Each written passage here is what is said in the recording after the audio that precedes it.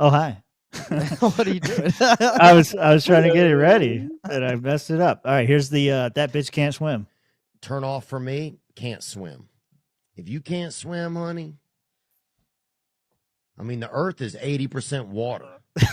So if there's, if there's a tsunami and you trying to get on my back, bye, bitch. I'm doing me. I'm doing me. You know what I'm saying? I ain't your floaty. I ain't your floaty. I ain't nobody floaty. All right, that was the bitch can't swim, and Rob's upset that y'all didn't pick his, so we're gonna do the blue dye, which was. Although I do love the Theo Von Baby videos. Yeah, I love how that kid looks just like Theo Von. It would be Theo for sure, and his 80-year-old dad next to him. He wants to ban the red dye 40 because it causes autism. I wanted to ban the blue hair dye because it causes fat lesbians. Yeah. The epidemic is out of control. They can't procreate, yet they're getting bigger. I guess I've never seen him before. They have his name on there. I think it was like Lucas something. Give him some credit there. That was funny. Lucas Hurl. He's on to something. Lucas Hurl, Yeah. Yeah, that is funny. Welcome, episode 144 of the Swamp Creatures podcast. Good cold opens. It was kind of a packed news week, so we got a lot of shit. Trump would not stop. He had so much Diet Coke, and he was like, I'm going to Saudi Arabia. I'm signing executive orders. Fuck this, fuck that, fuck you. And we got a lot to cover.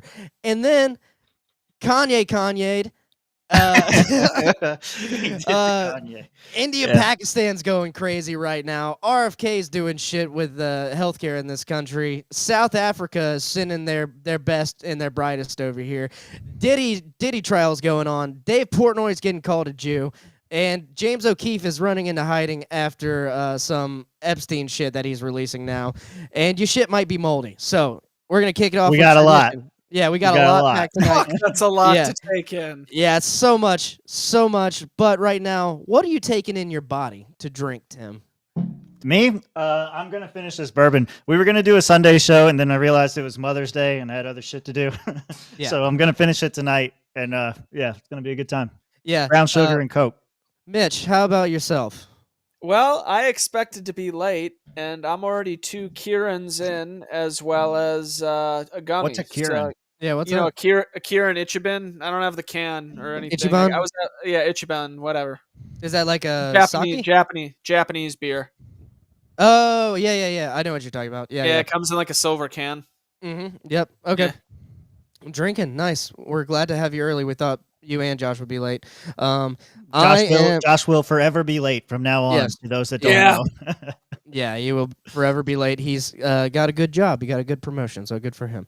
I'm drinking Cabernet Sauvignon, the Federalist, just to sip on some wine. Ronan's starting it early. We're drinking tonight. Oh, okay, yeah. I mean, this honestly should be a members only show. Yeah, we're gonna get banned. Yeah, this is.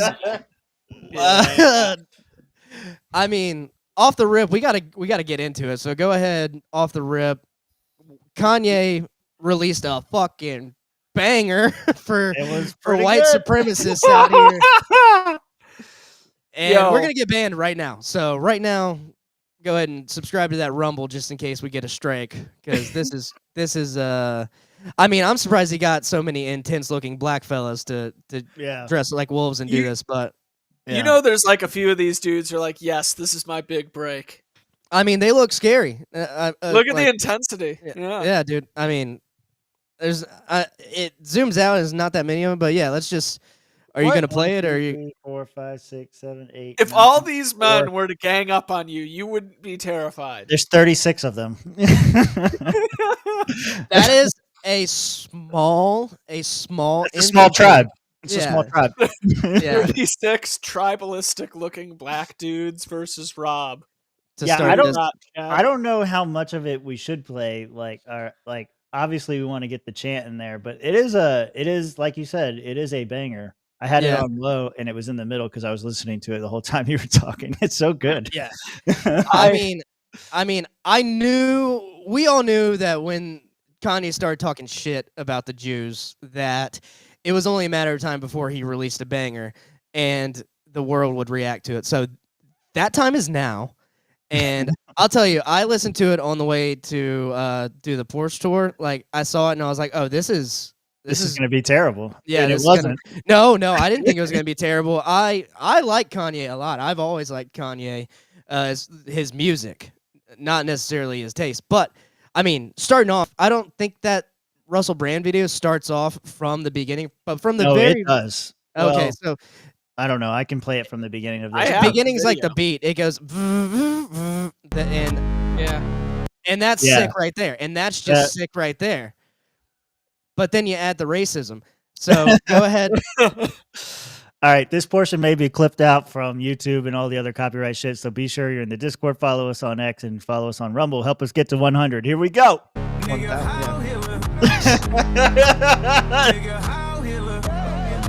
Yo, this is the version without everyone singing though.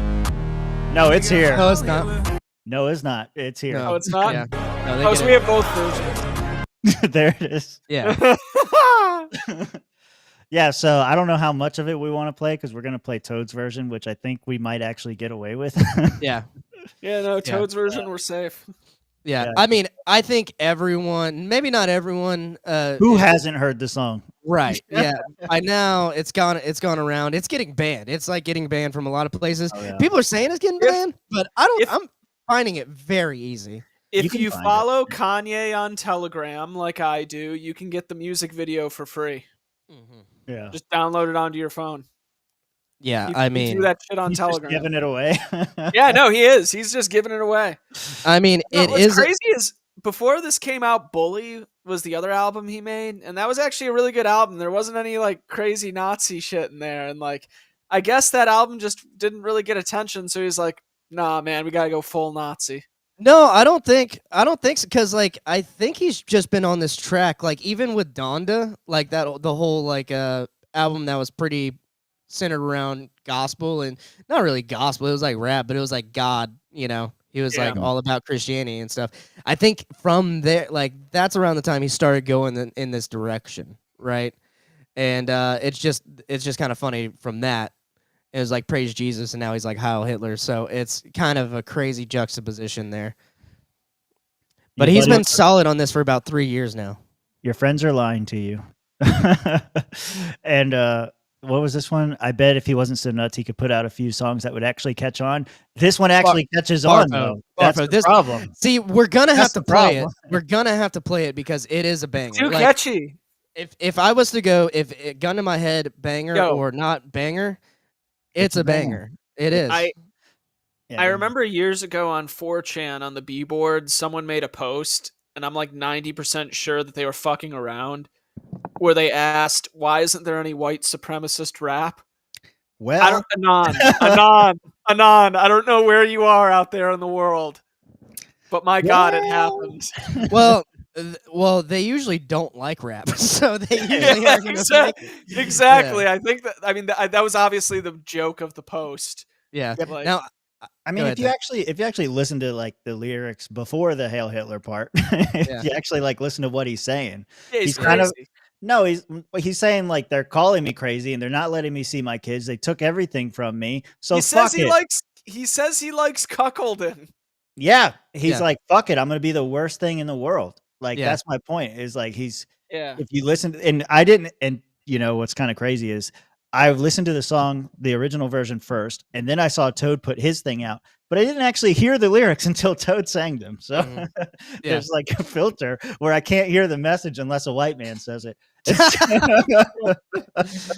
So, you know, it was, I don't know. But then like the more I think about it, it's like the song isn't a song praising Hitler. It's a song that's like, fuck you. You're going to take everything from me and not allow me to fight back. Then I'm going to be the worst thing. He even says it like right before the Heil Hitler. He's like, I'm going to be the villain.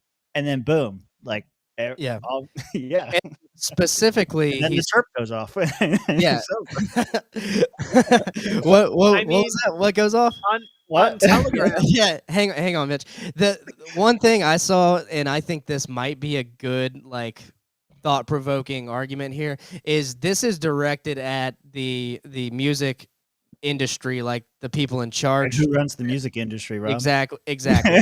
So he's saying that if you guys don't want to produce my show, I'm gonna produce it. I forgot what they said. It was like specifically directed at them for whatever reason, and maybe that is true. I don't know what's going on in Kanye's head. He's obviously, Did you watch Russell Brand's take on it? Would you like to? No, I didn't watch. I didn't watch Russell Brand's take. What's that, Mitch? Yeah, go ahead, Mitch. If you would like to know what's going on in Kanye's head, I could pull up his Telegram. It's a lot more insane. Turns out Kanye really hates Indians and Jews. He actually put up a poll to ask his followers who is worse, the Indians or the Jews. We Who won? that. Who won? The Jews. Jews won. Jews are worse. So India, you have that. Like you're not the Jews. For you. I don't know. There are a lot more. Sucking dick ain't gay. This is in relation to the whole cousin thing. Going through here. Yeah. You have that. Ghislaine Maxwell didn't kill herself. He's right about that. Or not Ghislaine Maxwell. Virginia Giuffre. Just a lot of rambling, a lot of a lot of just incoherent nonsense, and then the last message is Heil Hitler, I'm out. I'm out for the day. Oh yeah, he also loves Stalin and Hitler. You know what's crazy? If Hitler were to hear this song, he'd probably be like, bleh. He's probably like, no, I don't like that, dude. He's black. I don't like this. You think Hitler is like looking up like, fuck, my legacy is being carried on by Kanye. Yeah, I've seen the meme. I know. I need to find it real quick. Who was it? Kyle Kalinske posted it. That's the one I saw posted. Oh my god. Nice. It really is the funniest thing in the world. I'll play this from Russell Brand while I try to find it because I didn't hear his take on it. I didn't hear his take. I'm sure it's going to be like super pro speech, but let's see. Yeah. He's working with a lot of ideas there. He's working with a lot of ideas when you say Heil Hitler. Now, firstly, Kanye West is a product of the culture, commenting on the culture. Why is the phrase Heil Hitler offensive? Because it's seen as a vow and act of reverence to a leader that executed millions of people and waged war throughout Europe that led to so much destruction and disaster. Kanye is a unique figure because he's uncancelable, because he reached such a zenith in the culture that he couldn't be kind of killed. I think people would like it if he died because he's a problem. He's a problem. He's an anomalous, intense problem. I'm not suggesting he's a perfect person, but artists aren't. Be honest, how many of you have still got N-word Heil Hitler in your head? Because yes, I have. That's a good Oh my god. Yeah, I definitely do. But here, look, this is the meme that we were talking about. I keep having this dream, Doc, that my legacy is being carried out by a mentally ill colored boy and a gay Mexican. Yeah, probably not too happy about that. If we're going by some of the theories about Hitler getting old and going to Argentina, he was losing his mind near the end. It could have been possible that he was having these visions. Yeah, very possible. Well, let's move on. One of our good friends of the show, member of the Tower Gang podcast, Toad, he made it, boys. He made it. By extension, we made it. Got on. Yep. Got on TimCast, and good job mentioning him and bringing it up because this was hilarious to watch them react to it. And then seriously played it on TimCast. Well, yeah, and the members only show. Yeah. And there's a hard R in there too somewhere. So, great job. Yeah, go ahead and play it. This is a 5-minute video. Are we? No, just play it through like a minute or two, maybe. Okay. All right. Let's see. You were saying, Ye's song is the "Call Me Maybe." Everyone's singing it. There's already a billion. Call Me Maybe. They're comparing this to "Call Me Maybe." Okay. What the fuck? Because it's so catchy. Who's been on my show. Yeah. True. Piano cover. It is unbearably catchy. On his Twitter page. Ukulele cover's great. The piano cover is great. Oh no! How do we? Has there been come on, an bitch. You'll love the part at the end where he has Smash, the but that you're not. has there been an acoustic guitar cover yet? I'm sure, dude. There's so many. I'm There's about so to look many. this up. Yeah. Sharing. Where are the covers at? Cucumbers YouTube. you can look up Toad on Twitter. I think that's There the you one go, on get 'em. Twitter. Toad, Boom. Just Toad. Toad, just He does Toad. great ukulele covers. You'll find it. Toad is. You'll find Toad is it. a great ukulele player, ukuleleist. A great ukuleleist. Ukulelist? Are you serious? Ukulelist. Ukulelist. Ah, damn it! There's an acoustic cover. Put this song down. There and always everything, but is. It keeps Gone. reappearing. Yeah, I know, that but was it keeps the reappearing and easiest. it keeps being re-uploaded like crazy. Yeah, there's our boy. Get him. Blow it up. Listen to the lyrics, though. They're not gonna blow it up. I can do it. It sounds so wholesome. Oh, It just does. sings. Oh my god.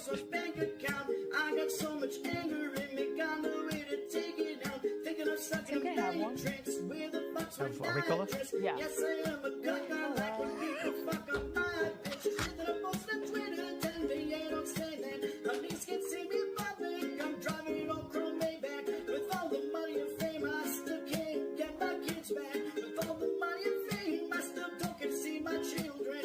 Oh my god, I can't.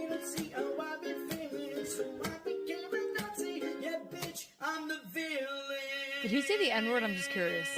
He does that multiple times. He's Oh already said yeah, it. yeah, hell yeah, he'll drop the N word. Just But- keep listening, because I do want to keep listening, but I just Levante. want to point out, like, do you hear, like, everything he said leading up to this? It's not just him going out like Hitler's the greatest man in the world. It's Kanye saying, like, look at everything that they fucked up and they just don't understand. And there you Oh, go. yeah, he says it all. So I'm the villain. You have to do it. The white girl's so offended.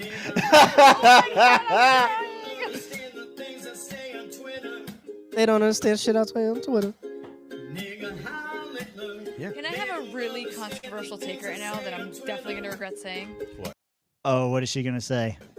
If It's not that someone's going to controversial. put that word in their song, don't get mad when people quote it. That's not okay. Personally, Fuck I off, won't, bitch. never will. But if you're putting in a song, I feel like you're asking people to I want to hear Phil. Nigger or Heil Hitler? Oh my god. Yes. That's what. Phil does not give a fuck on here. Oh my Like, god, that's great. Which word?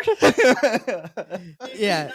Which honestly, it's a good question, because it's like either one's gonna get you banned. But I'm so proud of Toad for making another appearance on TimCast. He needs That's to come good, back man. on here. Yeah, and I mean, like he's liable to get famous off this ukulele beat. Like honestly, it's not bad. So Ride this for a minute. Yeah, according to X, he has 6 million views, which seems kind of high, but you know, it is Yeah. what it is. seems high for Toad, but I mean, maybe this will give him more money to gamble on sports. No telling. We'll see. But I feel like Josh should be here for this. Josh should definitely be here for this, but you know, Josh wants to be late, so we're putting it at the beginning of the show because this is the most likely one to get cut. So yeah, we This is wanted. Josh's punishment. He doesn't get punished, but we wanted him to be here for it. But like Tim said, we think it might get cut, so yeah. we can't wait on him there. But moving on, still with the Kanye topic. Kanye made an appearance on Piers Morgan. Piers Morgan just trying to get great content here, and this is like the Hodge twins reacting to it, but very brief interview here. There was I don't use the term West. You know the whole drop the slave name idea. Okay, so we just call you yeah? Yes, sir. cutting inches off his dick, right? I watched what you put out on X. You got 32 million followers, so you're one of the most followed people. See, wait. Now look right now. You're not gonna take inches off my dick, bro. How many followers do I have? Well, how many is it? It just shows the hate that you put out for people that put love. There's so much love in the art that I with put all out. due There's respect, so many, what are you talking about? I haven't said anything. What are you talking about? It's 30. Okay, now you're not taking accountability. This is what you get for now. We can circle back when you can count. Okay. Jesus. And then he's got wait, keep it rolling. He's got Sneak over there as his like guy. Oh God. Where's he gone, Sneaker? That's it for Ye. What's on in from me? He's a sniveling little. That's it for Ye. See you later. Yeah, and the Hodge twins go on to say that they feel I can play it. Yeah. Yeah, go ahead and play it. Yeah. And he's an anti-Semite and a Hitler worshipper. And there you are, proudly associating yourself with him. Good luck to you, Sneeko.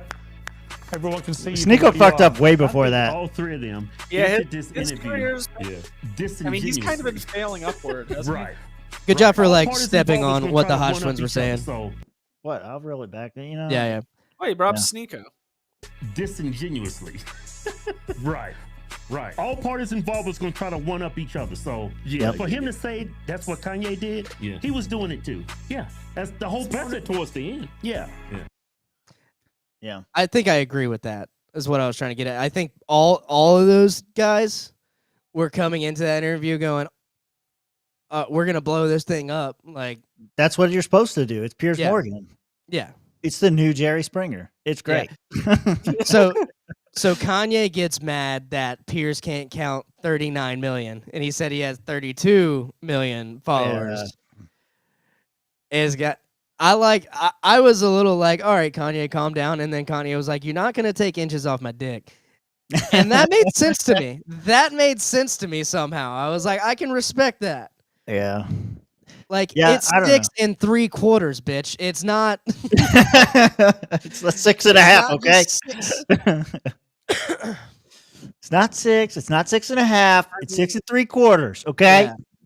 Regardless, the dude seems very drugged out, and he brings up nitrous in the song. And before all of this, I kept on reading and hearing things about him having a problem with nitrous. So I don't know. I'm just didn't they do two the and same? two Didn't they together. do the same thing to Chappelle? And they said he was like all fucked up and on all kinds of shit because he wouldn't. Well, no. redo The whole thing with the nitrous thing, though, is they kept on saying things about it. Who's they? The media. Yeah. Yeah. And I noticed you had the chirp on the stand. Who are they? You're supposed to play that when we're talking about blacks, not Jews. I can do whatever I want. Mm-hmm. I can just hit you with one of these. What? When I say they, I'm just referring to like the media, online, different publications, stuff like that. Like the whole nitrous thing kept on coming up. You know, at first I thought it was just one of those things where it's like this is just a rumor. But then when I heard it in the song, that was kind of like, oh fuck, maybe this is. I don't mean to block your face, but I had to share that one. Yeah. I mean, nitrous does make people retarded. Like for sure. I've witnessed it happen. I've never done it because I know it like kills brain cells and shit, but I've seen people do it and like progressively try to have a conversation with me, and it just devolves into them speaking like 4-year-old English, and that's what happens. But I think right now he's just pissed off. I don't think he's drugged up at all. I think he's completely sober in that interview.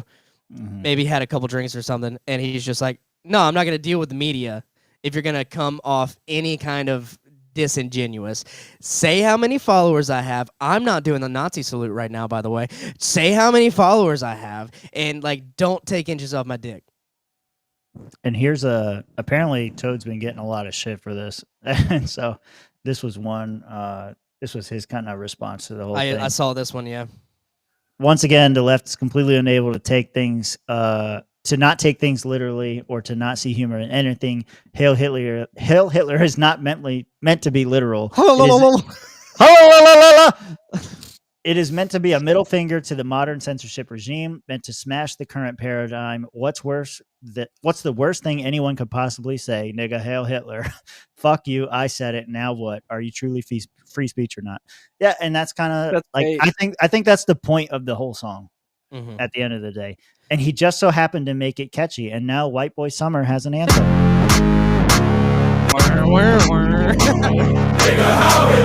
How do you not? That's gonna be stuck in your head.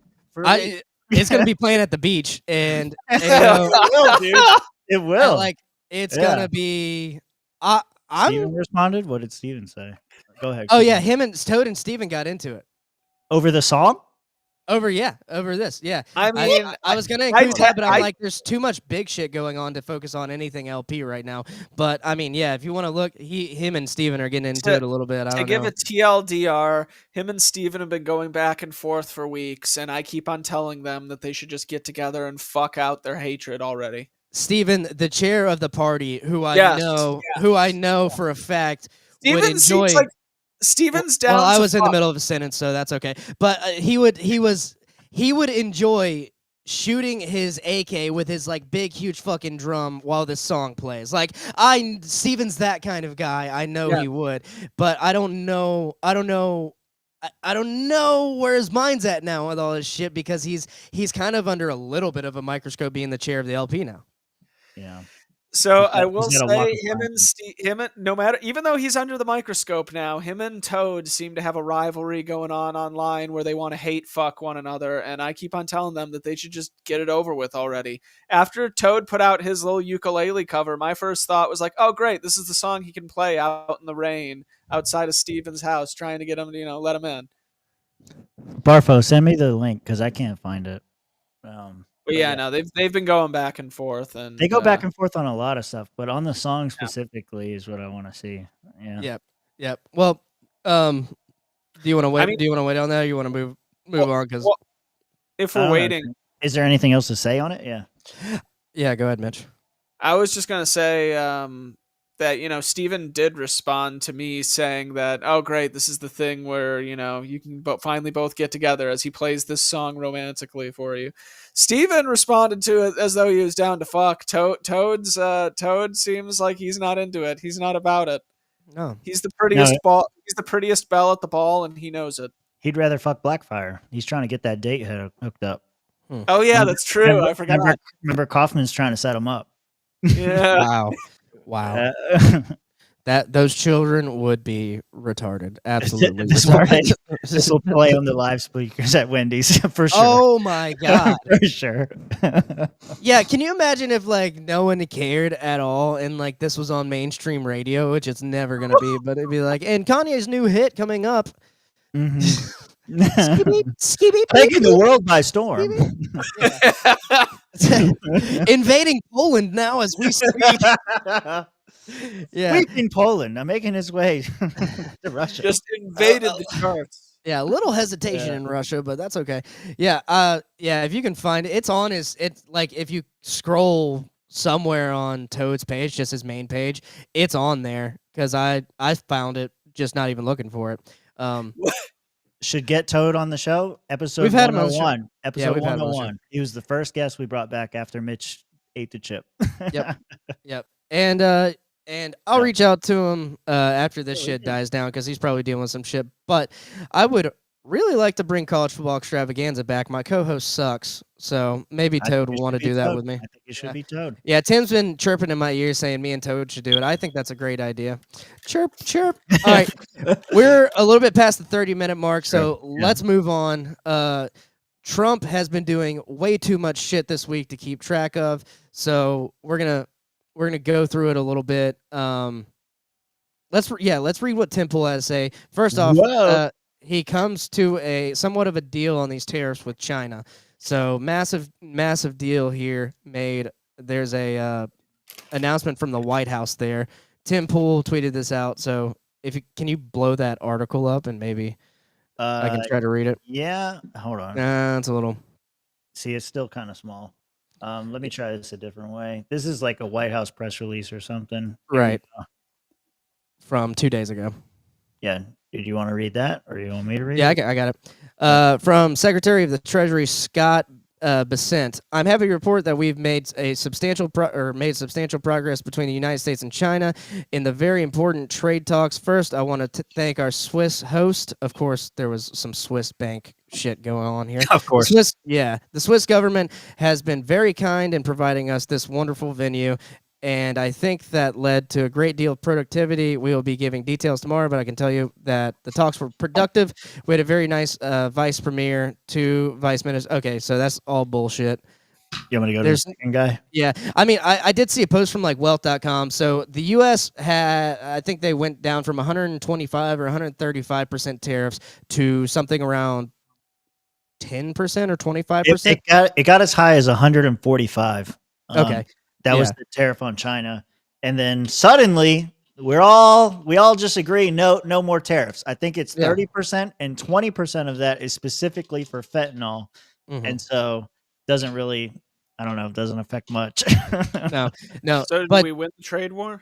Well, China did lower, from what I saw, China did lower their tariffs from like 100 and something percent down to like 10 or 20%. So, I mean, but it was only 100% because Trump raised it so high. It wasn't like China was charging us 100% beforehand. I was going to answer Mitch's question, and then I looked up and saw he wasn't Don't here. worry, I can hear you. I'm trying to find the hat. I know I have it around here. He's lost it. To answer Mitch's question, it's up there. Yeah, to answer Mitch's question though, no, we're not in a better position. We're exactly where we fucking started. So all of this was for nothing. America's not great again, you bastard. Yes. Well, then they're like touting this as some sort of because the government broke your leg and gave you a cast and said what a good job they did. Without them, you wouldn't be able to walk. Well, here's a thread. Maybe I don't know what were the tariffs at beforehand. I thought they were higher than 10 or 20%. So I think they might have lowered them a little bit. Major breakthroughs in U.S.-China trade negotiations. U.S. trade standoff just ended with a historic 90-day agreement. Okay, so this is only good for 3 months. Yeah. Chinese officials made 3 major concessions. The media isn't reporting. Okay, yeah, all right. You won't believe what you're about to hear. Okay, let's see. What am I going to hear? This is major clickbait here. Yeah. After weeks of escalating tariffs that reached a staggering 125% is 145, U.S. and Chinese negotiators met in Geneva this weekend. The result, a breakthrough 90-day agreement. But there's more to this story. God damn it. Damn, this dude sucks. Hold on, let's see if this has anything good. First of all, we want to express our great thanks. First of all, Heil Hitler. Dude, what is it? Here in Geneva, we had very productive talks, and I believe that the venue here on Lake Geneva added great equity. Okay, is this Will Ferrell in a fucking skin suit? What the fuck is that guy? Let's rewind to understand why this matters. No, fuck this thread. This thread sucks. China was assigned a 34% rate. Okay. In the beginning, yeah. Okay. Unlike other countries, China chose to fight back. Yeah. That's when things escalated. China didn't just add tariffs, they imposed severe non-tariff measures that effectively created a trade embargo, according to U.S. officials, the economic equivalent of a declaration of war. Oh my God. Who is it? Carl Mehta. I bet she's got MAGA in there. Dude, yeah, for sure. Dude, you are not unbiased at all. What the fuck is this? All Former right. White House fellow. Yeah. White yeah, House sure. fellow. Let me see. Both sides kept raising tariffs until they hit 125, creating an unsustainable situation that threatened global trade. That's when something unexpected happened. China blinked. Could you tell? Concession number 1. Let's go. China agreed to reduce tariffs by 115%. Well, gee golly, if they hadn't got to 145, they wouldn't have had to reduce them 115. Yeah, but now it's from 34% to 10%. We'll so see. That's a win. That's a win Mhm. for the next 30 days. This matches the exact reduction the U.S. offered, creating parity for the first time, but that's just the beginning. Concession number 2, China removed all countermeasures. Beyond tariffs, China had imposed non-tariff barriers. Officials said these effectively... Okay, but you're not saying what it is. What is the non-tariff barrier? Right. Let's keep going. Concession 3, perhaps the most surprising, China sent their deputy minister for public safety in to address the fentanyl crisis. U.S. officials called this an upside surprise, completely unexpected at the trade meeting. How is this unexpected? This was the entire thing. The reason we're going after China is because they're importing fentanyl into the country. That was Trump's entire talking point. How is this unexpected? I don't know. Was that his entire talking point? I mean, yes. I think that he's put a lot out there, like the trade deficit, which is like not even a thing, and then China just manufactures so much shit at levels we can't compete with, like with, child and slave labor and shit like that. So I bet his books are terrible. I don't know what his books are, but they probably do suck. I agree. With yeah, you. no, this guy sucks. I don't like how he's framing this at all. But nonetheless, you kind of get the gist of what's going on, the very surface level gist. So a deal has been reached. This is the shit I don't like. Is like, why do we always have to do like everything in 30, 90-day increments? Like, yeah, just stop. Just fucking stop. It's not working, okay? No.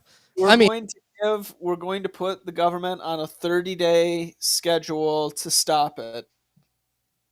Yeah, okay. Once and for all, 30 days. Yeah, I mean, and yeah, then just there's like 2 weeks to stop the spread, 90 days to fix the economy.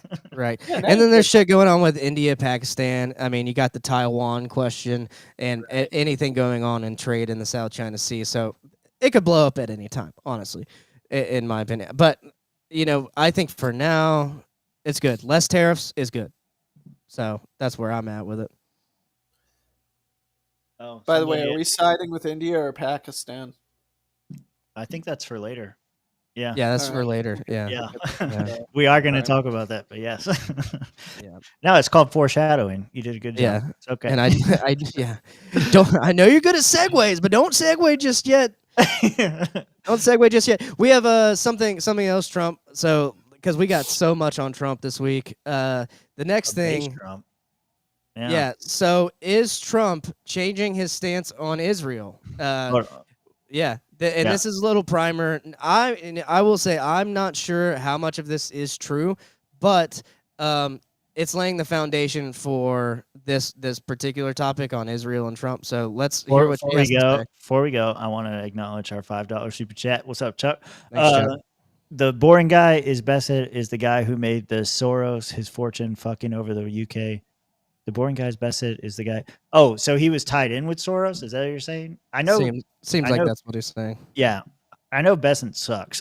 He doesn't understand economics either. And that's why Trump picked him. But I did not know he had ties to Soros, which is interesting. Okay. New contender enters the ring. Here we go. Yeah. Smash. I don't know what the hell is going on, but I like it. President Trump has cut contact with Netanyahu, slamming the Israeli prime minister and his allies for acting arrogant and trying to push him around. Trump reportedly feels disrespected and manipulated by Netanyahu. Trump to announce U.S. recognizes Palestinian state, Gulf diplomatic source claims. Just spoke with a general who was in the Mar-a-Lago crowd. He said that AIPAC is getting shut out of the Trump administration, confirmed that Walz was trying to undermine Trump by working with Netanyahu, and said that he is hopeful that the U.S. will decouple from Mossad and MI6. President Trump has dropped the requirement for Saudi Arabia to normalize relations with Israel as part of its nuclear agreement with the United States. State Department sources have informed AF Post that a coalition is forming to recognize Palestine. Following the revelation of the plan, AIPAC and Zionists have been incessantly calling to prevent Trump from recognizing Palestine. White House sources informed I don't think AF that's going to be Post true. I don't think that's going to be true. I don't think he'll recognize Palestine. That would be a 180 from U.S. foreign policy since 1947. Do you think it would be good if he did so? Yeah, no, I for sure think so. Yeah. But I'm kind of with you. A lot of people disagree. A lot of people don't think they're real. Don't think they're real people, actually. They're kind of like Taiwan. They're not really here. Trump is the master of the big ask, where he'll go overboard with something, and then when everyone freaks out, he'll pull it back to something else, which is already what he wanted to begin with.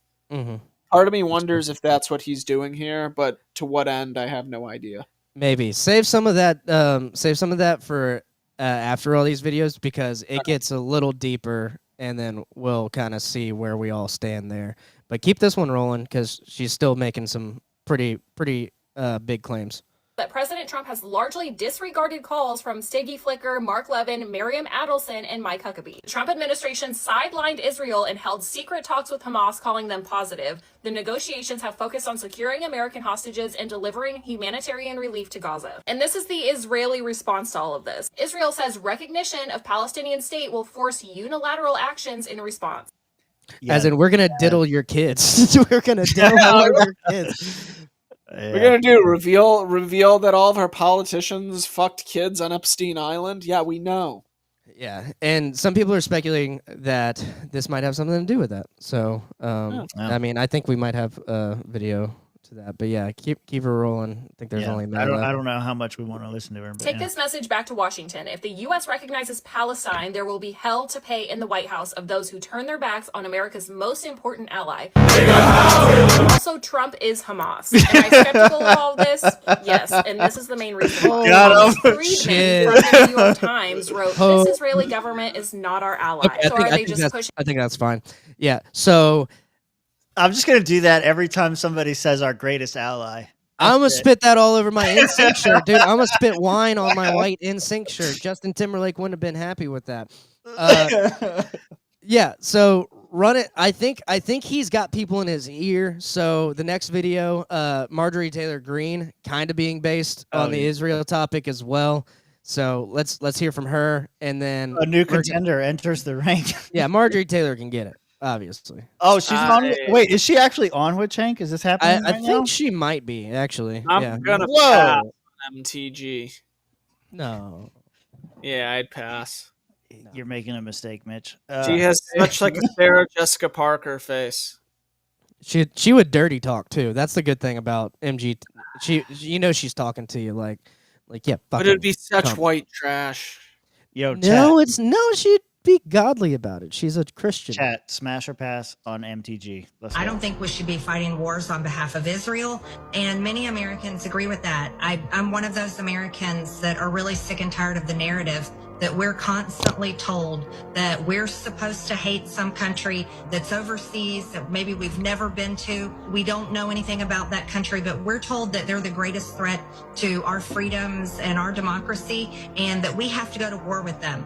I've never seen a Houthi or a Houthi, or however you pronounce it. I don't even know what they look like. I haven't seen them back home in Rome, Georgia, where I live. I haven't seen them in Washington, D.C., and I keep saying that, how is this a threat to everyday Americans? Yeah. Yeah. Rob and I were talking about this before the show. I feel like all of the super America first MAGA people are all fuck giving Israel anything. No one cares. It's not our problem. And I kind of agree with them there. I think there's a battle for Trump's ear. And I think the smash or pass on MTG might be a Southern thing, because Mitch is from Michigan.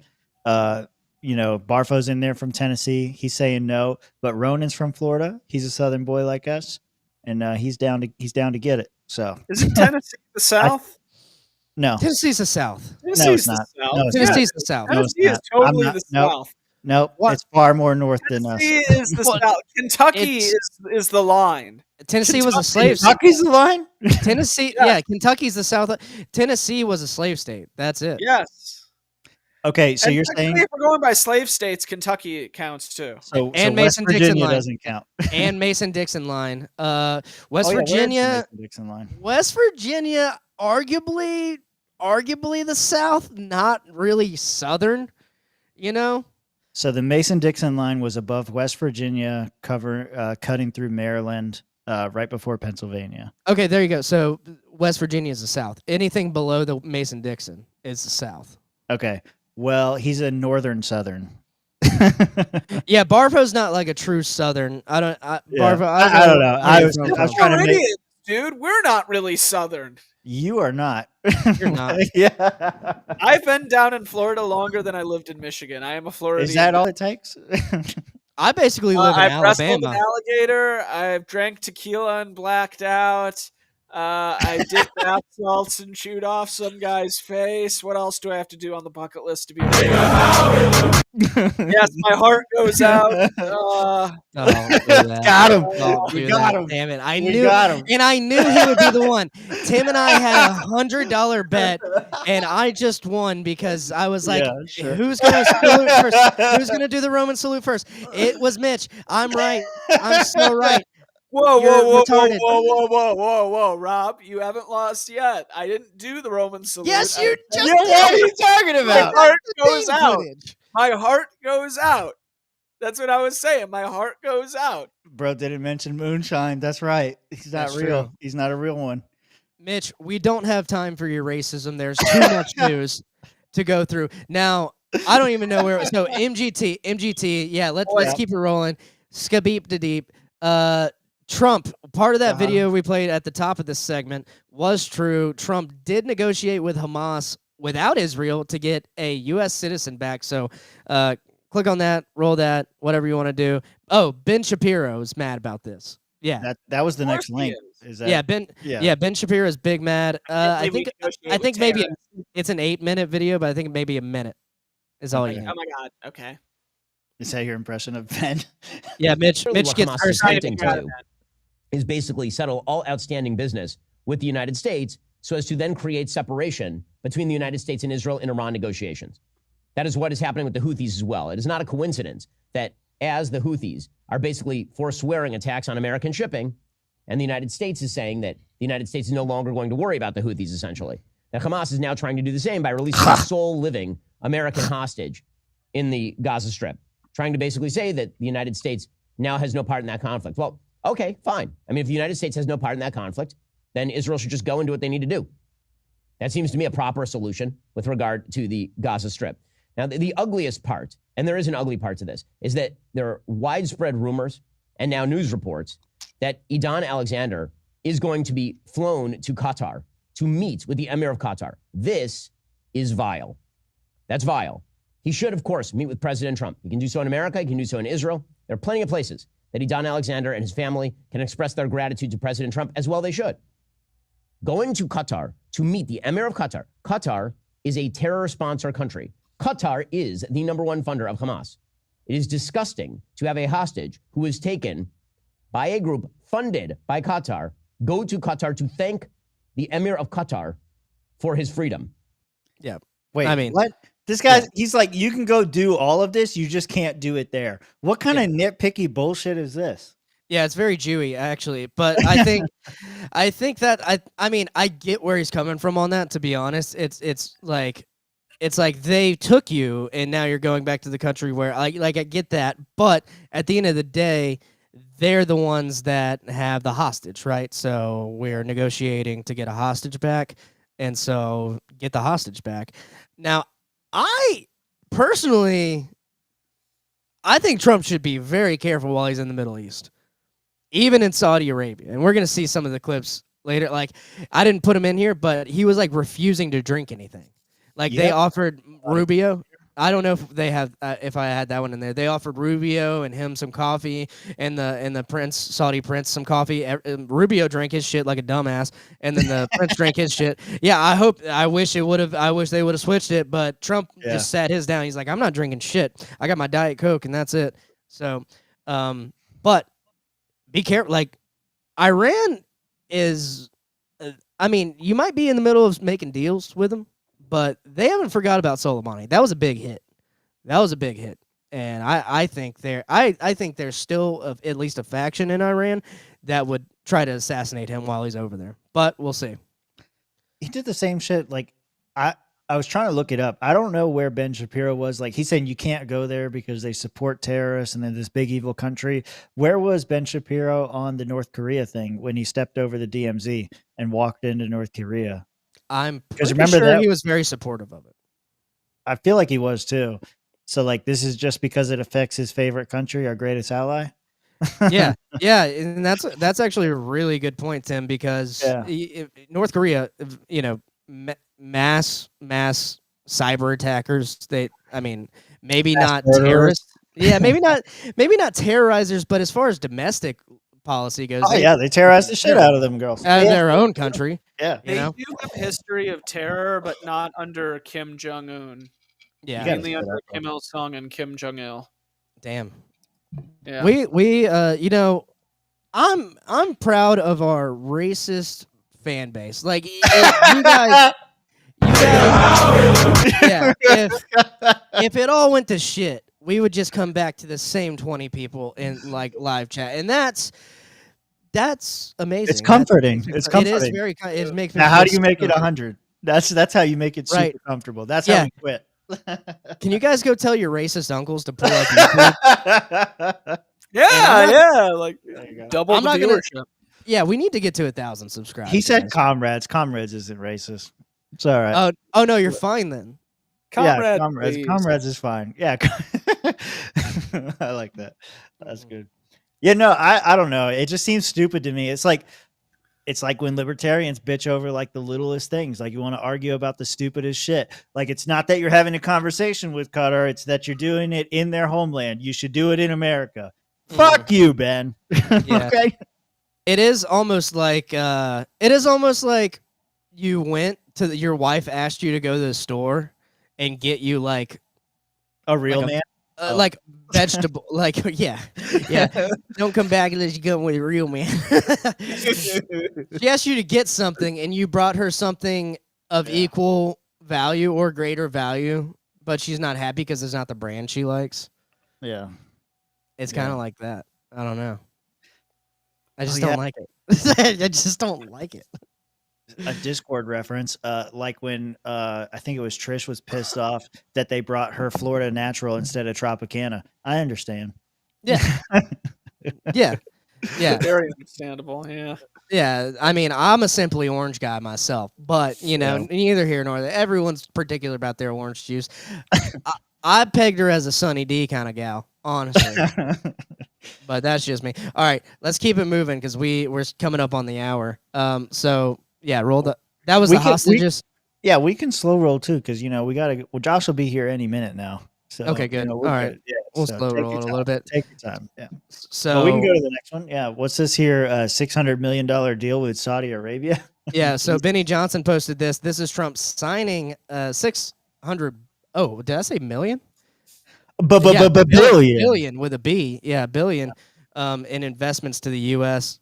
I mean, Saudi Arabia. Obviously, they participated in 9/11 a little bit with our government. But, other than that, they are pretty advanced in the Middle East. And here's just a video of them signing some shit. Does he actually say anything? He might. You can fast forward a little bit. They're both signing it. Clap, clap, clap. They're so far apart. Such a big room for, hands.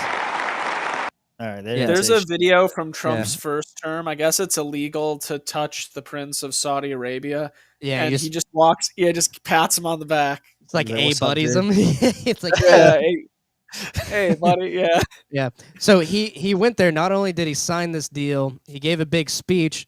I happen, and I think Clint Russell tweeted something out. Shout out to Clint Russell, dapped him up at the porch tour this past weekend. I touched him. I did. I didn't want to. Him and Robbie were talking. I was like, "What's up?" And I had to get out of there. But regime changers. Yeah. Okay. So this speech, Clint said it on his Twitter. Whoever wrote this speech, give them a raise. Give them more assignments because it was a banger. What was the speech? Kind of like that new Kanye song. What's that? I don't think you have it in here. Yeah. On regime changes is the very next one. That says Eric Daughtry. Yeah, go ahead. Roll it. Okay. Share. Is there a video? Okay, this was the speech. Oh yeah. Okay. Yeah. An excerpt from the speech. Oh, is it quiet as fuck? It is. That's not me. Clint, you said Clint shared it though, right? I'll find it. Shared it. Yeah, Clint did share it. Yeah. Is this the same deal that they were talking about that he was going to go sign some big weapons deal? I fuck! I hope not, because I'm like, this is so good. I would hope not. Yeah, because remember that was like the big thing was like he was going to go sign this big weapons deal with Saudi Arabia, and people were pissed about it. Well, That's what I remember. It's $600 billion, so I would assume there are some weapons in there. Yeah. I think. Does that change your perspective on it? Yeah, it does a little bit because we did refuel Saudi Arabia's airplanes whenever they were doing bombing runs in Yemen and shit like that. So that would change my perspective a little bit. I was under the impression it was like oil, Yeah. And, I'm trying to see his latest one. If you have it, grab it real quick because I don't. I mean, you can go up to. Let's see. It's somewhere. Let me find it. I'm looking at his latest, but there's no videos in here. No. Here, I found it. You got it? Drop Good it job. somewhere. Where are you dropping Yep, it? I will drop it in episode content. All right. Got it. Share. Is this? Okay, it's not the same one, so hopefully it's louder. Yeah, that's what we were going for. Nope. Nope. It's the same quiet. All right. Shh. Let Listen. him speak. Maybe when he starts speaking. This great transformation has not come from Western interventionists or flying people in beautiful planes giving you lectures on how to live and how to govern your own affairs. No, the gleaming marvels of Riyadh and Abu Dhabi were not created by the so-called nation builders, neocons, or liberal nonprofits like those who spent trillions and trillions of dollars failing to develop Kabul, Baghdad, so many other cities. Instead, the birth of a modern Middle East has been brought by the people of the region themselves, the people that are right here, the people that have lived here all their lives, developing your own sovereign countries, pursuing your own unique visions and charting your own destinies in your own way. It's really incredible what you've done. In the end, the so-called nation builders wrecked far more nations than they built, and the interventionists. So he's just talking about Chet's saying they can't hear it. So he's just talking about like how nation builders have failed and they haven't really done anything. It's the people that are there. It's not really. Well, go up and I'll read I'll read it because like what he's saying is very like. Oh, never mind. This you got to go back to the other one. You can't go back to the one He's throwing shade. Yeah. Well, if he seems bored, maybe it's because that was like 7 p.m. Like local time and like 7 a.m. Like American time. So, let's see. Go down a little bit. Yeah. Here we go. In the end, the so-called nation builders wrecked far more nations than they built, and the interventionists were intervening in complex societies that they didn't even understand themselves. No, the gleaming marvels of Riyadh and Abu Dhabi were not created by the so-called nation builders, neocons, or liberal nonprofits like those who spent trillions and trillions of dollars failing to develop Baghdad and so many other cities. Instead, the birth of a modern Middle East has been brought by the people of the region themselves, the people that are right here, the people that have lived all their lives here, developing your own sovereign countries, pursuing your own unique visions, and changing your own destinies in your own way. They told you how to do it, but they had no idea how to do it themselves. Peace, prosperity, and progress ultimately came not from a radical rejection of your heritage, but rather from embracing your national traditions and embracing the same heritage that you love so dearly. You achieved a modern miracle, the Arabian way. Yeah, so basically giving a nod to like, you didn't need us, you did it yourselves. That's fine. I don't mind the speech. It's whatever. Yeah. But yeah, and then so I guess Clint's response there: whoever wrote the speech deserves a raise. Trump is embracing nationalism and non-intervention. Most importantly, he's demolishing the entire legacy of neoconservatism. Mark Levin, Ben Shapiro, and Dave Rubin are going to have an aneurysm. Good. Yeah. But still, meanwhile, bombing Yemen still. So like, let's just chill. Well, Rob, how pissed would you be if he wrote it himself? I wouldn't be pissed. I mean, wouldn't be really bad. I'd be impressed. Yeah, I'd be impressed. Like I honestly like. I like to see that he's been working. Like from the last like 4 years, we had a president who was eating ice cream and sleeping and shitting in his pants. So like, I just like to see shit getting done. No matter what. I mean. Shit's never gonna go our way. We're libertarians, but this depending on what the money is spent on, it could be good. It could have been Kamala. Yeah. She wouldn't even be there.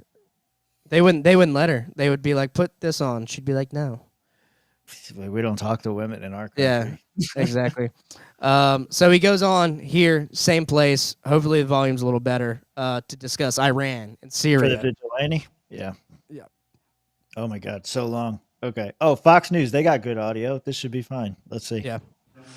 Yet I'm here today not merely to condemn at least the that's past subtitles. chaos of Iran's leaders, but to offer them a new path and a much better path toward a far better and more hopeful future.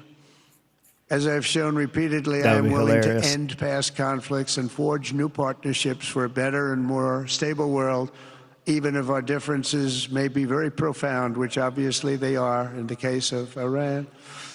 I have never believed in having permanent enemies. I am different than a lot of people think. I don't like permanent enemies, but sometimes you need enemies to do the job, and you have to do it right. Enemies get you motivated. In fact, some of the closest friends of the United States of America are nations we fought wars against in generations past, and now they're our friends and our allies.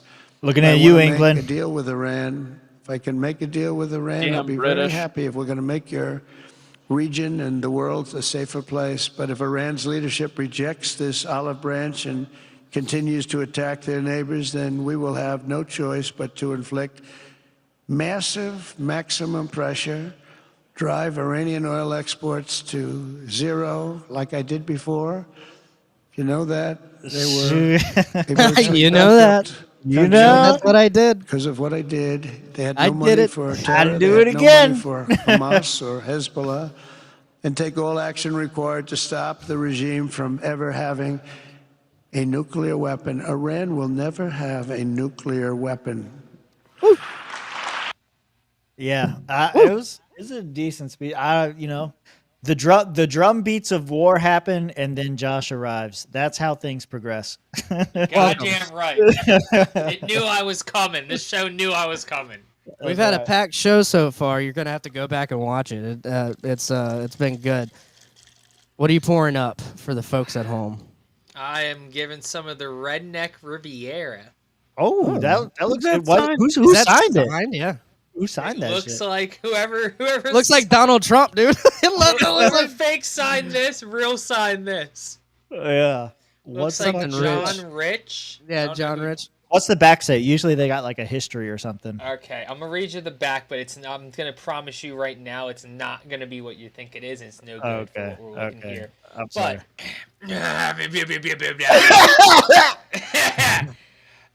So, Redneck Riviera whiskey is a full-bodied, delicately smooth She's spirit, thick.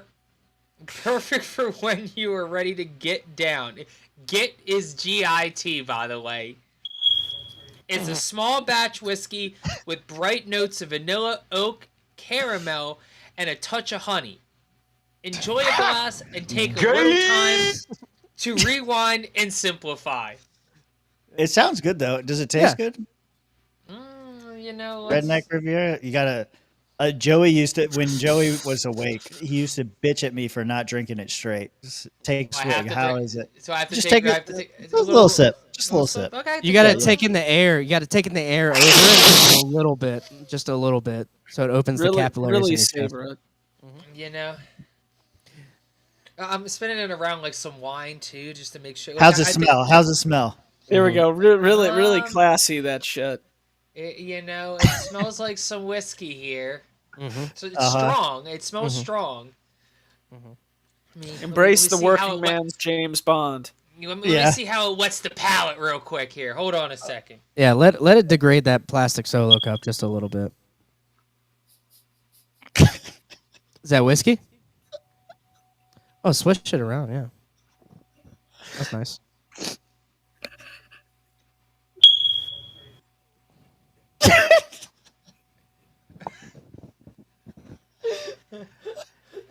One out of 10. 1 to 10. 1 to 10. 1 to 10. What's it?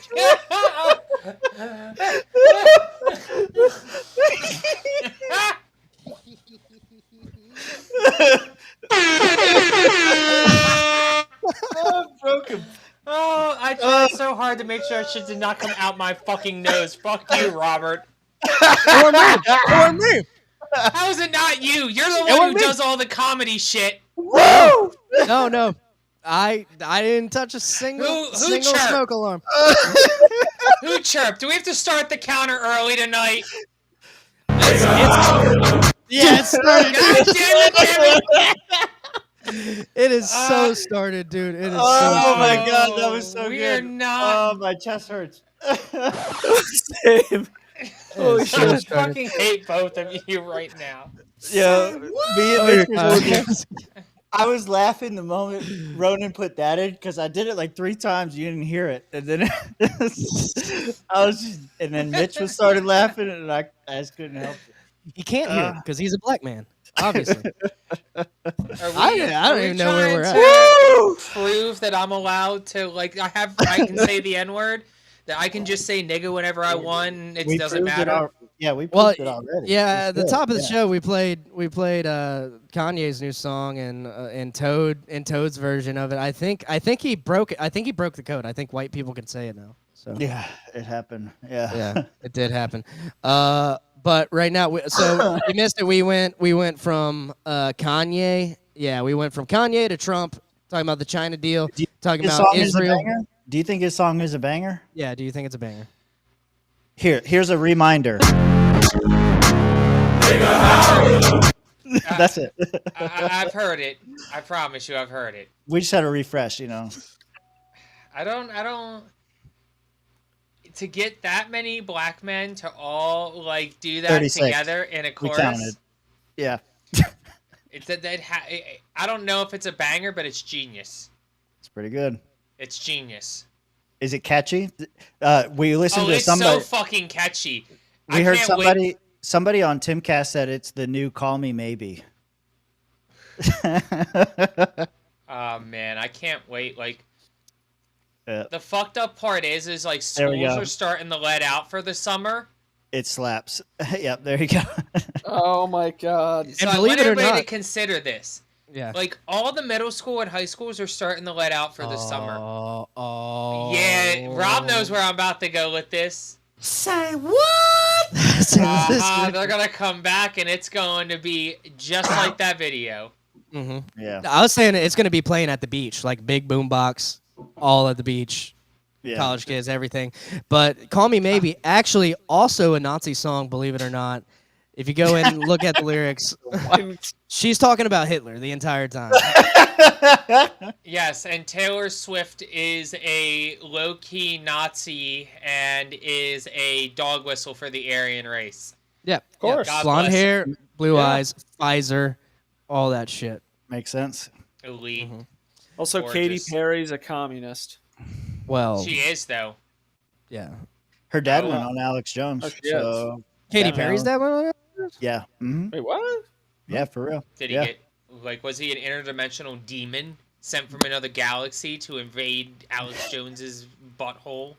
I think he went on there and said something to the effect of, whatever it was, Nickelodeon or Disney ruined my daughter. Yeah, it wasn't Miley Cyrus. It was Katy Perry. But I don't remember what he said, but it was basically something like the music industry turned her into something that she's not. Yeah, apparently they don't have a good relationship. Who'd have thunk it? Wow, I'm so surprised. Yeah. Shocked. Yeah. Shocked, I say. Damien in the chat, there are already TikTok dances to this. There was an autistic couple doing the Roman salute in their car to the song. Oh, yeah. I saw that And on people there. are trying to dox them and shit already. And it's they're literally just singing and doing a Nazi salute. So that's all they're doing. What? That's it. What? That's it. Just a little bit, Just too catch. It's kind of like when you first heard Johnny Rebel. Yeah. I like sugar and I like tea, Tim. You know the words. Yeah, sing along. I had a whole CD of Johnny Rebel and other music, and on this, it was remember the old CD-ROMs, and you wrote it in Sharpie, and mine said, "Do not play around black people." Mm-hmm. That's what it said on it. My experience with that is, I did play it around black people in high school, like football team people or something. I can't remember, because me and my friends growing up in the South, we heard Johnny Rebel. Of course. So we introduced some of our black friends to it, and we're like, "Oh, They you guys probably never heard of loved this guy? Y'all never heard of this guy?" And played it for them, and they were like, "No way!" I was like, Listen, "Yeah, it got like that." Here's your bold statement. Racism hasn't been so catchy since Johnny Rebel. Good job, Kanye. I mean, yeah. He did it. It's certified banger. But welcome, Josh. We're throwing you in. Glad we got you caught up with all the racism we've been talking today. I'm so happy to be caught up on racism.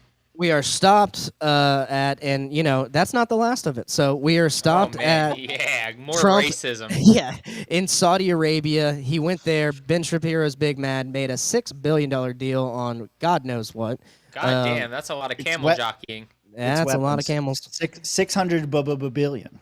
And you know what? I hope it is for a Trump suite in the fucking line. You know that thing that Saudi Arabia is building, the fucking line in the desert that's just a straight up. Fuck you. Yeah, I think they're still building. Like, can you Trump's just got his suite. own shit in the line? That would be cool. So we're gonna spend 600 billion taxpayer dollars so Trump can get a building? No. I'm not saying that. I'm just saying part of it. Maybe like a couple million. Get Trump a little Trump Tower in the line. So we're gonna spend a couple million taxpayer dollars on a Trump building, is what you're Yeah. saying?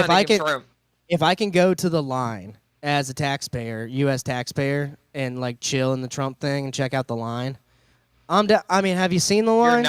It's not how it's gonna work, Robert. What is this line that you're talking about? I don't You know. haven't seen the line? Tim is uncultured, Rob. You got to fill him in the hard way.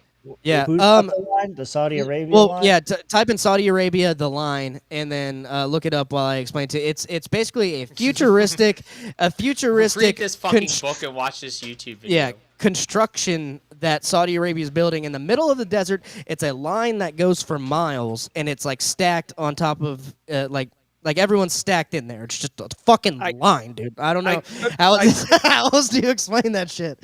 Yeah, that's it. Yeah. Okay. I could have sworn I saw something that they canceled this. That's like the concept. I saw they were art for breaking it. ground on Yeah. it. I saw they were breaking ground on the thing. I don't know. I might be thinking of something different though. Yeah, this is the concept art for it. They want to have like a line that runs through the desert. It's kind of like a little Looks city. like Halo. Yeah. Looks like one of those like urban Halo. cities. Yeah, Yeah, that's kind of like Halo. Yeah. Okay. That's kind of scary and depressing. It just goes, dude. It just fucking. I think they can do it. Like, have you seen the shit they got in like Dubai? Like that shit's crazy. I think they can do it with the oil money. Yeah, look. This is the plan. Just whoop.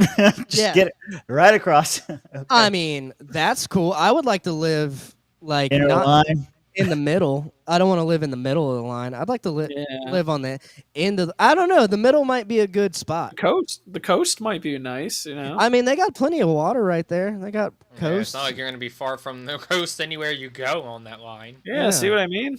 That'd be really nice. They make the pods look very attractive. That's for sure. Yeah. Here's one more. This is another. That's the construction. Yeah. That's where the oil comes. Yeah. So will they complete the line? Absolutely not. No fucking way. Yeah, I'm gonna say they do, but like it's gonna be No. 20 years. It's gonna be 20 years down the line.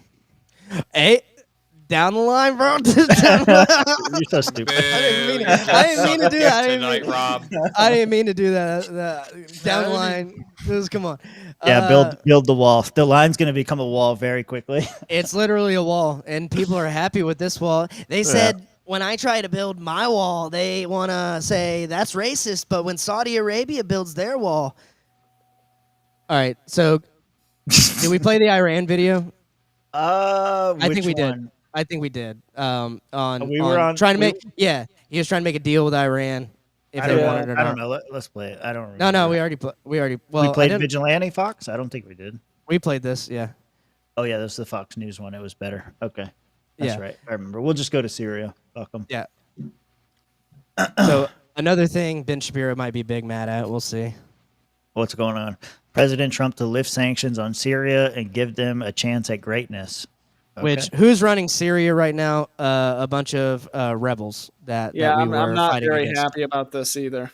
Yeah. Among others, and friends of mine, people that I have a lot of respect for in the Middle East, I will be ordering the cessation of sanctions against Syria in order to give them a chance at greatness.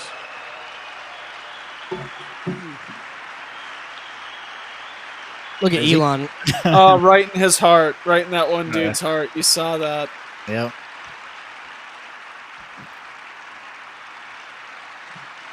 He's tweaking right now. Yeah, Elon looking tense. Yeah, he took acid before going to the Middle East, didn't he? Big standing ovation there. Well, the leader stood up. You have to. Yeah, that's true. Or else you get beheaded. You don't want to die, do you, Rob? No, I'd stand up. Rubio stood up. You know, he had to stand Of up. course he did, dude. He drank the water. Of course he did. Of course. Now, I will say I did watch a travel video on Syria recently, and like I Discount prices. No, well, these I follow a lot of travel accounts on like one of my YouTubes, and these guys went to like a prison that the regime maintained, and they were like torturing folks, just torturing some folks in their prison and shit. And it seems to me like whoever, I think it's Al Qaeda. Is Al Qaeda not running Syria now? I'm pretty sure it's Al Qaeda. Yeah, I'm pretty sure it's Al Qaeda. Al-Nusra, which was a spinoff of Al Qaeda. Right. So these rebels that were fighting against the regime the whole time, now they're in charge, and they've released a lot of these political prisoners as well as like some people. I mean, it's not going to be perfect, obviously, but you know they're the government now. So whether you want to recognize them or not, it's the thing. And it seems like Trump's on the track to recognize them. Why not? Yeah. Yeah. What else can you do? I mean, if we're going to lift sanction against the group that we were allegedly fighting against not too long ago, then that means that we probably got some like Black Ops guys embedded with them now who are following their direction. So we're a lot more comfortable, you know, taking the leash off, so to speak, and giving us an excuse to flow in resources to a particular area just in case things get hot. Yeah. Yeah, and it does seem like this is kind of what the deep state wanted all along. I mean, we wanted Assad out for the longest time. Now he's out. So I think they're going to want to prop up this new regime. I think that's kind of, it's not anything new. I think it's what's been happening since the Obama administration tried to fucking oust Assad. So that's another thing that happened during this pretty massive trip to Saudi Arabia. And then Qatar gave Trump an airplane. so Ben Shapiro's big mad about this. Yeah, he's super angry. Here we go. He's an angry elf. The Trump administration is now preparing to accept a super luxury Boeing 747-8 jumbo jet from the royal family. Yeah. Why does he have to wear the yarmulke? He does. Like all he the doesn't time. wear it all the time. Like why does he? No, like, he does. No, he does not wear that every single day. Dude, he wears that while he's pretending to fuck his wife. Yes. Yeah, he's worn it. I think he's worn it as long as I've. When have you not seen him wearing it? Yeah. Not seen him wearing it. I've never seen a video where I've explicitly seen him wearing a yarmulke. Like this is the first one. I'm like, why the fuck? This is the first time you've watched his show, then, because he wears this shit all the time. I don't. You're right. I don't. I watch think it's gay bigger. fucking fag podcasters. I think it's big. Well, you're watching this right now. I resemble that remark. Yeah. Hey, I'm sorry you like to watch dudes who like their wives getting stuffed by nigger balls, but that's not my thing. Okay. The Trump administration is now preparing to accept a super luxury Boeing 747-8 jumbo jet from the royal family of Qatar. It is a $400 million gift available for use by President Trump as new Air Force One until shortly before he leaves office, at which time, according to the deal, the plane doesn't stay with the United States government. It then moves to the Trump Presidential Library Foundation, taking sacks of goodies from people who support Hamas, the Muslim Brotherhood, Al Jazeera, all the rest. That's not America first. Like, please define America first in a way that says you should take sacks of cash from the Qatari royals. Now apply to Israel.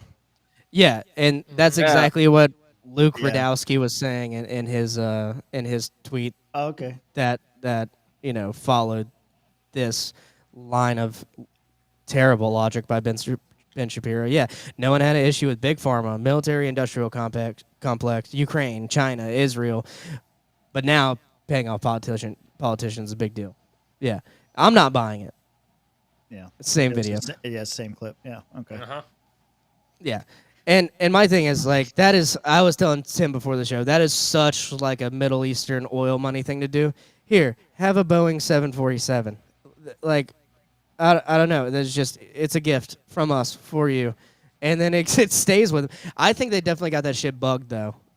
They want them to use it. They wanna listen in on what's going on. Some intelligence gathering. Some shit's going on, and I wouldn't trust it. I don't trust Boeing already. I wouldn't trust a plane from Qatar. So funny story with that there is that I believe that it's actually like U.S. policy that any like stuff like this has to go through like a thorough screening by like the FBI before they can turn it over to like the president. So sure. they're going to go through and they're going to look, and I'm sure Qatar has done a great job. You know, I don't know if they did the best job though, so we'll find out. And you know, if they ended up bugging Trump, that would be a hell of a story to tell, you know, 20, 30 years down the road later. Yeah. Nah, that makes sense. Yeah. Something tells me they still don't have that P tape though. Yeah. Yeah, where's the piss tape? Well, Still waiting AI, on that P That tape. would see. They know they can't release it at this point because that would make him a legend. He would never. He would be like king of America. Yeah, he's probably gonna say something cool while he's pissing on her too. I mean, like, you like that? You love it? It would guarantee the third term. I have the goldenest of showers. Very Yeah, hydrated. that- It's Just wait. like straight Diet Coke. It's coming. It's coming. If it's the AI is almost there, they can almost do it. Okay, go ahead and play that video. Can we just roll the AI Trump video because this is gonna get old people, dude. Old people, and Trump himself would be fooled by this because the Well, whole they don't have the community notes. They the don't whole know? M16 thing. They do have the community notes, but you know you might not be watching on that. You might be watching on Facebook without community notes. Uh-oh. It's telling me that it's copying it, but it's not copying it. Hold on. Let me try it this way. It's up there. I'm looking for the got it. mouth. You know how on the AI things you can kind of tell with the mouth? With the You hands, don't- too. Yeah, the hands. It's kind of hard to tell on this one. Flopping off someone's ding-a-ling doesn't make them a woman, it makes them a eunuch. But you already knew that, right? So, as I was saying, George Soros, Bill Gates, and many more are pursuing a depopulation agenda. Very inappropriate. Poison in the food, fake medicine, endocrine disruptors, psych meds, and mass immigration. They want to turn your kids gay, retarded, or both. David Hogg, Harry Sisson, and that one fat chick are the prototypes. Very off-putting. I don't often say the word yuck, but I think it fits here. It's an old word. Conspiracy theories, Good word. For the most part, are simply spoiler alerts. Alex Jones, paragon of truth and justice, has been saying these sorts of things for years, and it's high time we start paying attention. There you go. And Quite obviously, but it's quite obviously not like I've seen videos of people showing Grand Theft Auto 5 to grandmothers, and the grandmothers going, "Oh shit!" So that, like, to old people, this is a dystopian nightmare. Oh man, It looks legit. Yeah. Yeah, it's a really clean one too. You know, I'm looking forward to the next like 10 to 15 years as AI gets better, deep fakes get cleaner, and old people get more and more retarded while living longer through their retardation. It's going to be so funny. Like, you know, I'm going to be really honest, and this might be a little fucked up to say, but I'm glad, like, my grandmother did not live to this point to see this, because she would have bought that shit hook, line, and sinker. Yeah. I would have gotten a phone call like, Joshua, I saw this on Facebook. Donald Trump said that they're trying to make you gay and retarded. Maybe both. Like, yeah, my mom, you didn't know that? Like, I have to explain to my grandmother why this is a fake, but, like, everything that he said was the truth. And that's difficult when they're old, so. Yep. And in the very beginning, you can kind of tell the mouth, but then it kind of syncs up a little bit. Yeah, it gets it down. They did a really good job there. I mean, I don't know. It's gonna get to the point where it's almost like Josh. Josh, believe it or not, you've actually never said the N-word on this show. That's just been deep fake the entire time. You know, why do you think I've never been worried? You can't prove that was me. That's always been AI'd. Yeah, that's like the Chappelle Show skit when he like pisses on the girl. Pisses digital, it's from CGI. It's digital piss. This is AI. I'm not saying nigger. Just do that. AI Josh is saying nigger. Yeah, I didn't even do it. It wasn't me. Doesn't matter.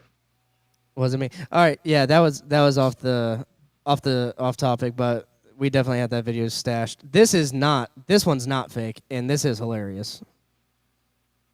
I mean, I'll tell you a story. A friend of mine who's a businessman, very, very, very top guy. Most of you would have heard of him. A highly neurotic, brilliant businessman, seriously overweight, and he takes the fat shot drug. And he called me up and he said, "Is it Christie?" President. He calls me. He used to call me Donald. It's Now he gotta calls be me Christie. President. No, So that's nice Bill respect. Gates. But he's a rough guy, smart guy, very successful, very rich. I wouldn't even know how we would know this, but because he's got comments. Said, President, could I ask you a question? What? I'm in London, and I just paid for this damn fat drug I take. I said, it's not working. He said, It's not working. I just paid $88, and in New York I pay $1,300. What the hell is going on? I mean, I'll tell you a story. So that's leading into our next topic. Trump, another thing he did over Trump this outing busy Bill week. Gates using Ozempic. That's crazy. Yeah. That's crazy. Just outing Bill Gates like he's really rich, really neurotic, very successful. Like who else fits that bill except Bill Gates? He's a fat piece of shit. He's a fucking slob. Look at Bill Gates and his fucking giant orangutan man titties. Every time they get him in a paparazzi photo. And don't look at me crazy-eyed, Rob. You've I don't seen think it's them Bill Gates. orangutan titties. Fuck I don't you. think it's not. I don't know. After who else would it be? Aboriginal Gates. I think maybe Christie. No, Chris Christie's a successful businessman, a really rich, successful businessman. No. Yeah, it doesn't fit that description. No, He's fat. Robert. He's fat. Yeah, he's fat, but fat. he's not a neurotic rich businessman. But Bill Gates isn't really that fat though. He's like skinny fat. Are you kidding me? He is the pregnant man. Oh my god. Yeah, Really? pregnant man Whatever. emoji. Whatever. Oh I didn't think he was that fat. Tim, can we get a? God damn it, Tim! Fuck! Pull up the pictures. Pull up the pictures. We have to show Rob that he's retarded and doesn't know And shit. And is Sam uncultured Bankman-Fried. swine. I mean, among maybe I've just seen him from the high-class, chest up. high-quality gentlemen. If Bill Gates isn't fat, then Sam Bankman-Fried is a total hunk. Okay, so everyone here is against me. I guess he's fat. I don't know. I thought he was like a skinny nerdy guy. Well, I think he may He be. was. I think he may be thin on Rob standards. Hold on. I mean, I'll get a beach photo. There's worse Like, photos. I know. Yeah, I'm get trying to the- find him. He's an old man. He's not like You're obese. finding the fucking Mitch, thank you, Mitch. That I was love photos fine, they want. Look at him. He looks like Yeah, a gay I'm trying to lesbian. find He's a good fun. one. Yeah. A man who owns Microsoft only has good photos on the internet. Man, that's so fucking crazy. It's like, Yeah. he's not one of the world's richest fucking people and can just do shit. It's not Bill Gates. I'm 100% that he's not talking about Bill Gates, but I don't know who he's talking about. So who else would be on the fat pill? I don't know. There's a lot of fat people. A lot of Fat people are shot. fat. Is it Tim. Warren Buffett? No. No, he's too old. See, he's too old to be taking Ozempic, dude. No one's. You're too old. Just live it Is out. it Elon? Not. This is Maybe. That's not. He's Mario not that. makes it- He's not that fat either, though. There you go. You got both of them in that one.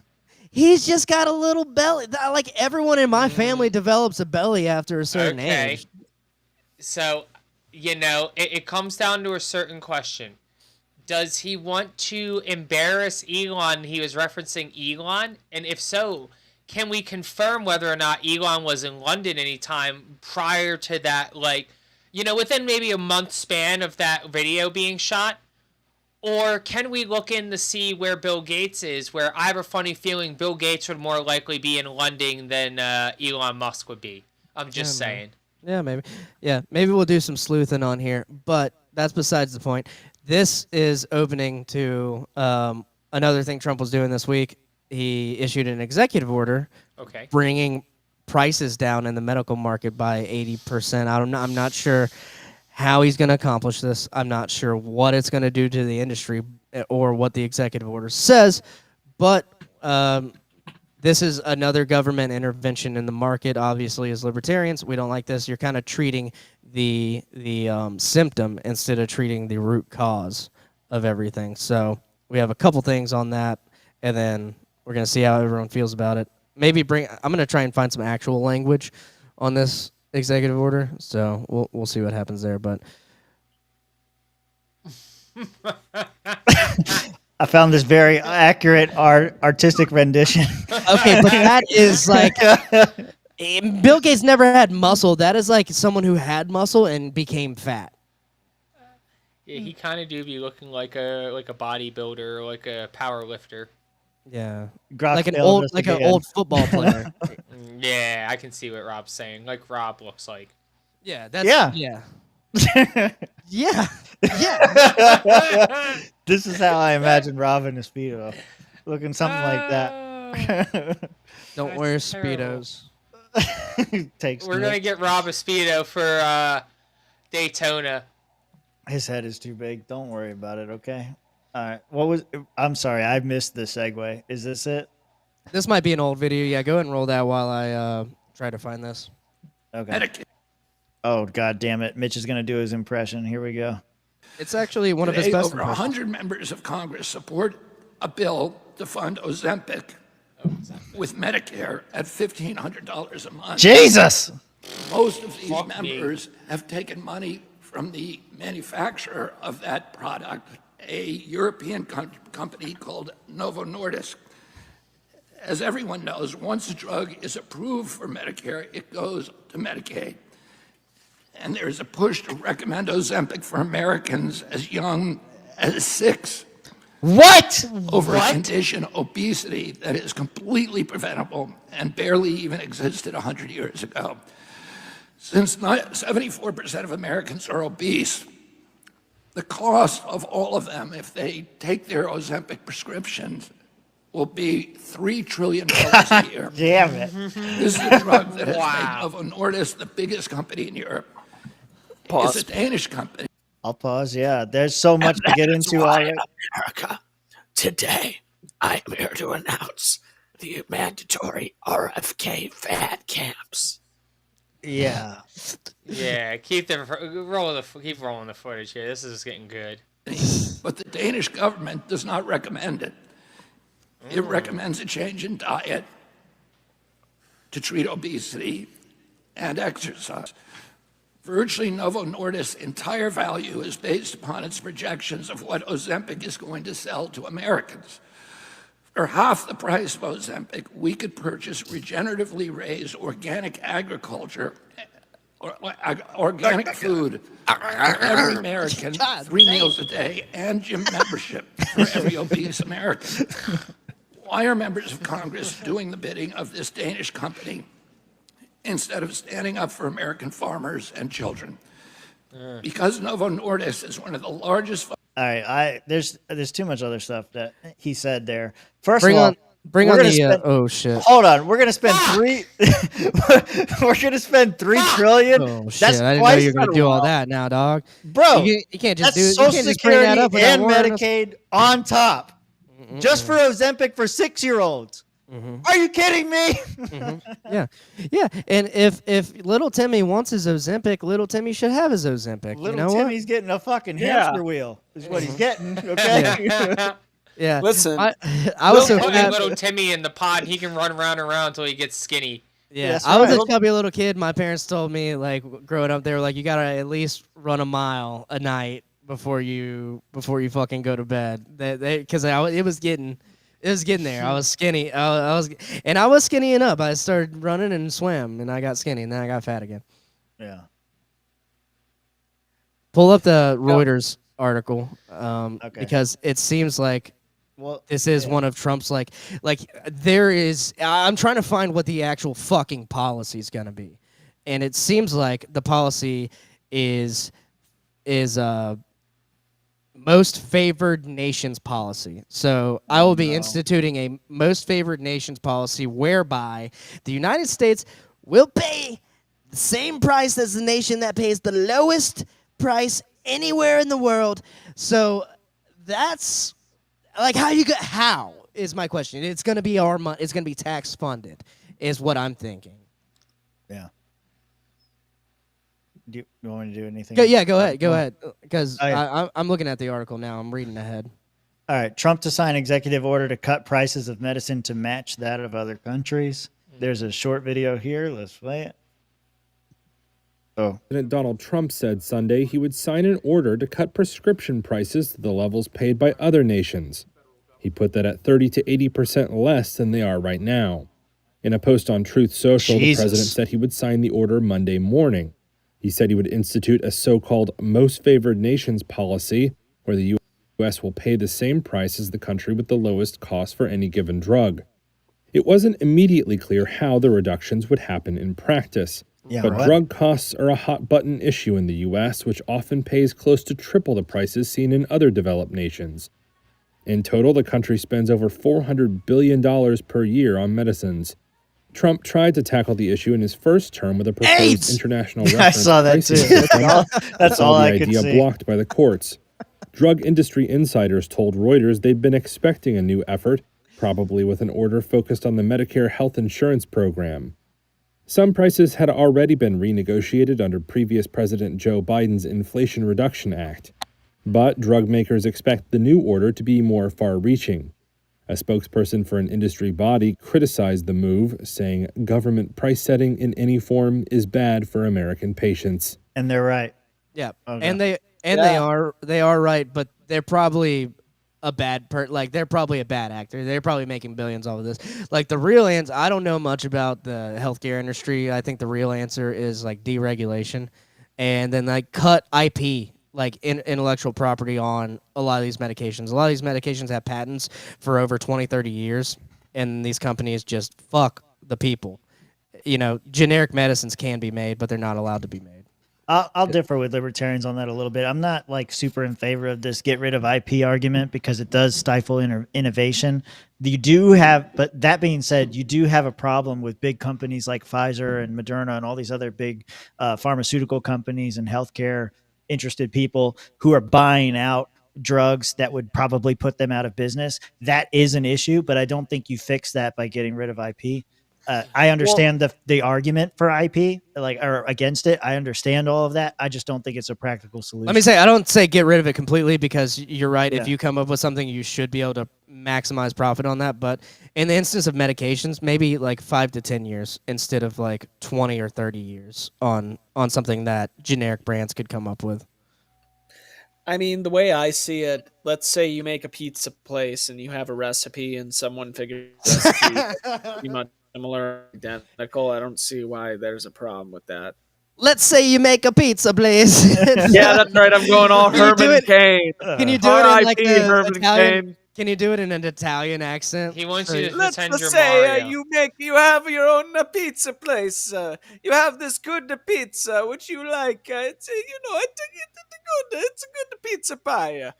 But anyway, some other bastard go and steal that recipe and create his own pizza. And you think, my God, I need to get the government in and bring in some IP law to take care of this for me. Okay, I got a little Jamaican there at the end. Yeah, and maybe we can have an IP debate one day. I see it, especially with the restaurant analogy. It's like we got a place here in Pensacola that claims in 1939 they made the original bacon cheeseburger.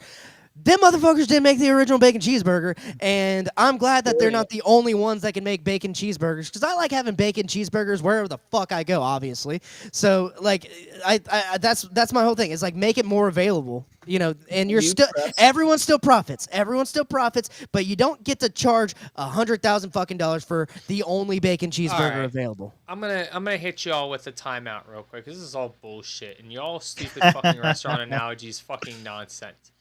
All right, fuck you, Rob. You can.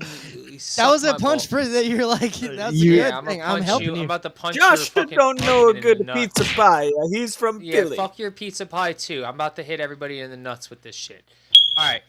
Yeah, fuck you too, nigger balls. Anyway, now that we're done with the fucking sound effects. All right, y'all know what the Big Mac is, right? McDonald's Big Mac, y'all heard of it? Thousand Island. Most tasty sandwich, millions and billions and served, right? Okay. you go over to about 6 or 7 other chain burger places, and they got their own variation of the fucking Big Mac. Sonic has one right now they're advertising. There's one at Burger King called like the Big King or something like that. It's all the same shit. It's made the exact same way. There's tons of smaller burger joints that all do it. And guess what? McDonald's as long as they don't call it a Big Mac, they're not going to get sued. They can still put the Thousand Islands dressing, still have the double patties, sesame seed bun, whole 9 fucking yards. They gotta have everything exactly the same. You know, whatever they source it from is what they do. They can make it exactly the same. As long as they don't call it the fucking Big Mac. So this shit is like, oh, well, if you know, Pizza Hut makes a stuffed crust pizza, then nobody else can? No, motherfucker, everybody did. Yeah. Shit, Well, they did. Domino's They just started to doing. They just started doing that though. Like because of legal action. And Papa John's did it years before that, and fucking Little Caesars actually was doing it way before that too. Pizza Hut was not the first to do stuffed crust pizza. They just did it so fucking good that everybody just immediately associated stuffed crust pizza with Pizza Hut. That's what it is. So when they got shit pizza, stuffed crust pizza, they were like, oh, it's Domino's. Domino's fucked it up. Because they used to Domino's fucking shit up. That's why Domino's has to have a whole ad campaign that, motherfucker, nigga, you never had our fucking stuffed crust. Because, nigga, we never made stuffed crust. Fuck you. I liken it to so you're in high school and you're going to the prom and you brought your girlfriend there. She's got this nice pink dress on. No one else has this pink dress. And then that bitch Stephanie walks in wearing the exact same fucking dress and looking 10 times hotter as your girlfriend. And you got to deck that bitch in the face because your girlfriend is now crying because she doesn't look as good as Stephanie, and you're checking Stephanie's ass out and you're like, man, China's making some cool shit. China's making some really cool shit and it's cheaper. I could fuck this bitch Stephanie. Now that's but Stephanie has fentanyl. And Stephanie she's got a little bit of AIDS. She's got a little bit of It's AIDS. cheaper. That's why it's cheaper. It's okay. Yeah, because it comes with defects. It comes with defects. Yeah, she's got syphilis, but you can take one of China's pills, the generic ones, and get rid of it mostly. That was a very oddly my brother in Christ. Herpes are for life. I said syphilis. I said herpes, Rob, and I stand by herpes. They have herpes. Stephanie has herpes, and you're gonna get you now have herpes, and now you gotta explain to your pretty little pink princess why you gave her herpes too. This was high school, and I do have herpes, but it's okay. I have herpes. It's been dealt with. Okay, all right. You don't deal with herpes. You live with herpes. I beat it. Rob lived this experience and is living with the consequences now. I cured it with IP being eliminated. I have cured herpes. That was good fish. So by getting rid of intellectual property, somehow that equates to herpes no longer existing. Okay. And it actually does. And it actually does eventually. Okay, I believe it. I'm buying it. Mitch. Yeah. Are you in? Are you in with me on this buying it shit? What are we buying? I mean, if it gets us to whatever is next, sure. Yeah, no, I mean, there we go. There's my man with the main segue. Let's segue out of this into something new. Mitch, lead us into what's next. Oh, that was the. I don't know what's next, Rob. He has no fucking idea. God damn it, Mitch! You're supposed to, fuck it, Rob. Yeah. Segue. No, this was another bad take from some dude on it. Like I get the analogy, but he's not mentioning government intervention at all. Just had like bait to sharks in the water, just tear this guy up pretty much. All right, let's see. What did he say? What stupid thing? Imagine buying a Ford for $175,000, a regular car, and then hearing. Wait, for $175,000? Jesus! Look at Trump even looking at him like, is this motherfucker retarded? Yeah, he's simplifying. He's simplifying the issue down to this, and it makes sense. Okay. Buying a Ford for $175,000. Would not. A regular car, and then hearing that people in London are buying it for $10,000 every day, all day long. Go to England, That have it is the shipped over. craziness of this system. Yep. We're gonna do. Yeah. Imagine. Yeah, and that's it. Like, yeah, dude, we get it. But like I said, they're not treating the fucking problem. They're treating a symptom of the problem. And that is healthcare. Yeah. And you've just got to navigate the American healthcare system. Oh yeah, the South Park. Episode. Yeah, it's so good. It's such a You great know what's gonna South Park be episode. what would be really funny, you know, in the inverse, if you're just a bad person like me, for instance, is that you just see all the pharmaceutical companies that go, oh, you know, most favored nation. Okay, we're just gonna raise up the same price we are and make the United States pay, and just keep it the same. Yeah. Ooh. Just like some fucking like, oh yeah, you think we're the best? Yeah, that makes sense. All right, we're gonna try and rip through these because we're coming up on the 2-hour mark. Following up on the Panama Canal, so Trump, I'm not sure how accurate this is either. All the news was taken from Just so Twitter. you know, like the first 10 minutes are all music, so we're actually like a minute, hour 40, so we got a little bit. Okay, that's fine. Yeah. All right, so something happened with the Panama Canal. I don't fucking know. No one knows. Jillian Michaels, lesbian ass, is talking to Bill O'Reilly. Absolutely pass. All right, here we go. I don't know why I did that. Here we go. 100% he got. I didn't even know that. Now, you didn't hear about it because no, the I thought it was a press standstill. the press won't. No, he got everything, and he got it in got record everything. time, and the press won't report it because it's a victory for Trump. I thought that we were still negotiating Panama. We got what we wanted out of Panama. We got everything there. Chinese companies are out. Tariffs to put our ships through are down. U.S. troops are there providing security for the canal now. 100% he got. I didn't even know that. Now, you didn't hear about it because no, the I thought press, it was a standstill. The press won't. No, he got everything. I'm putting a big X for doubt because I feel like that would have been everywhere. All of the MAGA influencers would have been like, "Big victory for Trump," and I didn't hear shit. Right. And I'm the same way. And then me and Tim, like before the show, briefly tried to find some articles and shit on it. It's all like a month ago of Hegseth saying some dumb shit. Yeah. So if you're watching this, going because we reported on the Panama Canal like back in the inauguration, When it was relevant. Yeah. we haven't really done like 100 days episode to kind of catch up on everything. So he's been doing so much. I've been trying to like wrap it all into this episode a little bit. So Panama Canal, maybe he got some concessions. I don't believe Bill O'Reilly sounds like he's wasted in this. I don't know if you guys like heard it.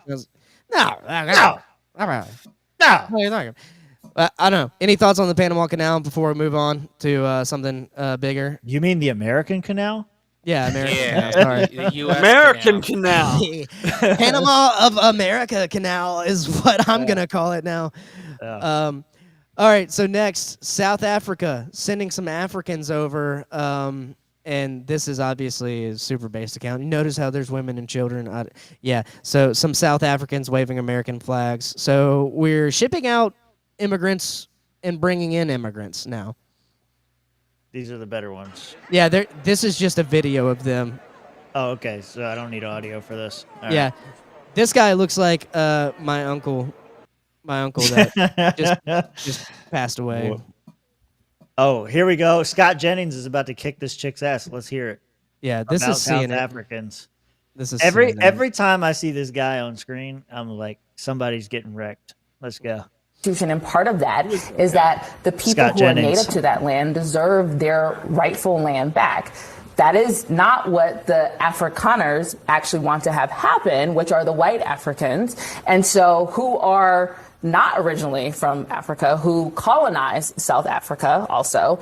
And so that is what they are saying is discrimination. Now, if the Constitution in South Africa is discriminatory, they have their checks and balances in that land, just like we do. And that is for them to, so if the Afrikaners don't actually like the land, they can leave that country. They are. They're leaving to come here. No, they can These leave refugees and go, are coming here. They can actually leave and go to where their native land is, which is probably Germany. Are you or against them coming here? Holland, probably. Holland. So she makes the most racist argument because if white people go back to Europe. Yeah, if I'm a white man and I go, yeah, if you don't like it here, then go back to Africa, then I'm fucking racist. You know, she's making the exact same argument. Yeah. Go back to Africa. Yeah, go back. Apparently, there's more. Hold on. Yeah, there is more. We have a refugee program. I am sure there's been violence against one side of the border. Answer me one question. Hold on a second. Hold on a second. Well, what is this panel? You got Navarro. You got fucking Mr. Wonderful over Mr. there. Wonderful. That does look like Alex Stein. I'm not It's not him. convinced that isn't him. It's not him, but it looks like him. We have a refugee program. I am sure there's been because there are a lot violence of people against who are one getting side of the killed border. in There other has been parts of violence. the world. Hold on a second. Hold on a second. Hold on a second. I want to make a point. Wait, that looks like Violence Alex does not Stein. equal genocide. So we need to be really, really clear about that, because if you look If you're at the violence, dead guy, you may not say that. No, I would say Shut that, up, bitch. actually. Because if you look at what genocide Kevin. is, it is very specific that you're trying to get rid of a people, a whole group of people. There is violence in South Africa. They have had a very big uptick in violence. But black people have seen the brunt of that violence. Okay. Not just Then let me ask this question white of the Africans. panel. If you get a passport and you're South African, and you have that passport and you're of Dutch descent, and someone else has the same passport, is this a tainted passport? Is it not equal? Are you not a citizen? Do you not have the same rights? you know what? Or they're special? No. You're right. It's the same passport. That means you have to follow the laws. Each person has to follow the laws. And right now, what the Dutch is saying, they don't want to follow the laws of the land. So they're saying their passport, like it was during apartheid, when Africans didn't even have a passport because they had a passport. I'm hearing them saying They had a my dummy passport's card. not the same, and I fear for my life, and I'm leaving the country. That's what I'm hearing. I also thought Trump said we're going to enforce immigration laws. And this is not enforcing immigration laws. It's breaking a law that clearly says if I don't know enough about what's going on in South Africa.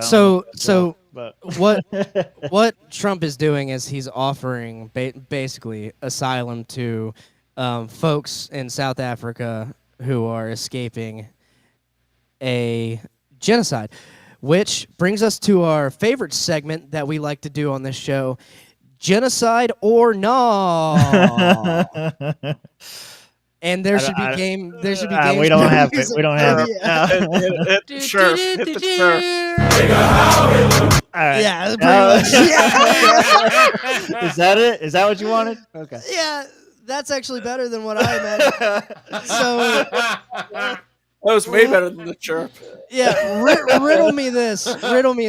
And Genocide or nah? Okay. Yeah. Go ahead and bring up that video. And I am not well educated on this topic. Maybe if you guys know the history of South which Africa. Video? The Gathering. Okay, Gathering Yeah. video. Gotcha. Yeah. Okay. So I was like, what? from what I understand is white farmers are like being attacked and their land's getting taken from them in South Africa. And there's a bunch of like people who are more local to the area, let's say, and they're trying to take that shit over. And this was one of the gatherings that I guess recently happened.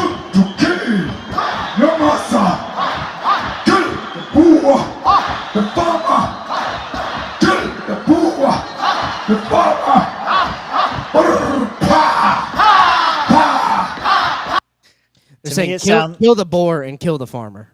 Yeah. Which are mostly white people. Yeah. So genocide or nah? Genocide or not? Go ahead, take it, Mitch. I'm gonna err on the side. Wow, you just throw me right to the wolves there. Goddamn. Sure. There's definitely a lot of ethnic shit going on that if I were in a certain group, you know, being with the white farmers, I would get out because of fear of this turning into a bad ethnic genocide. That's one genocide on the board. Josh, what do you think?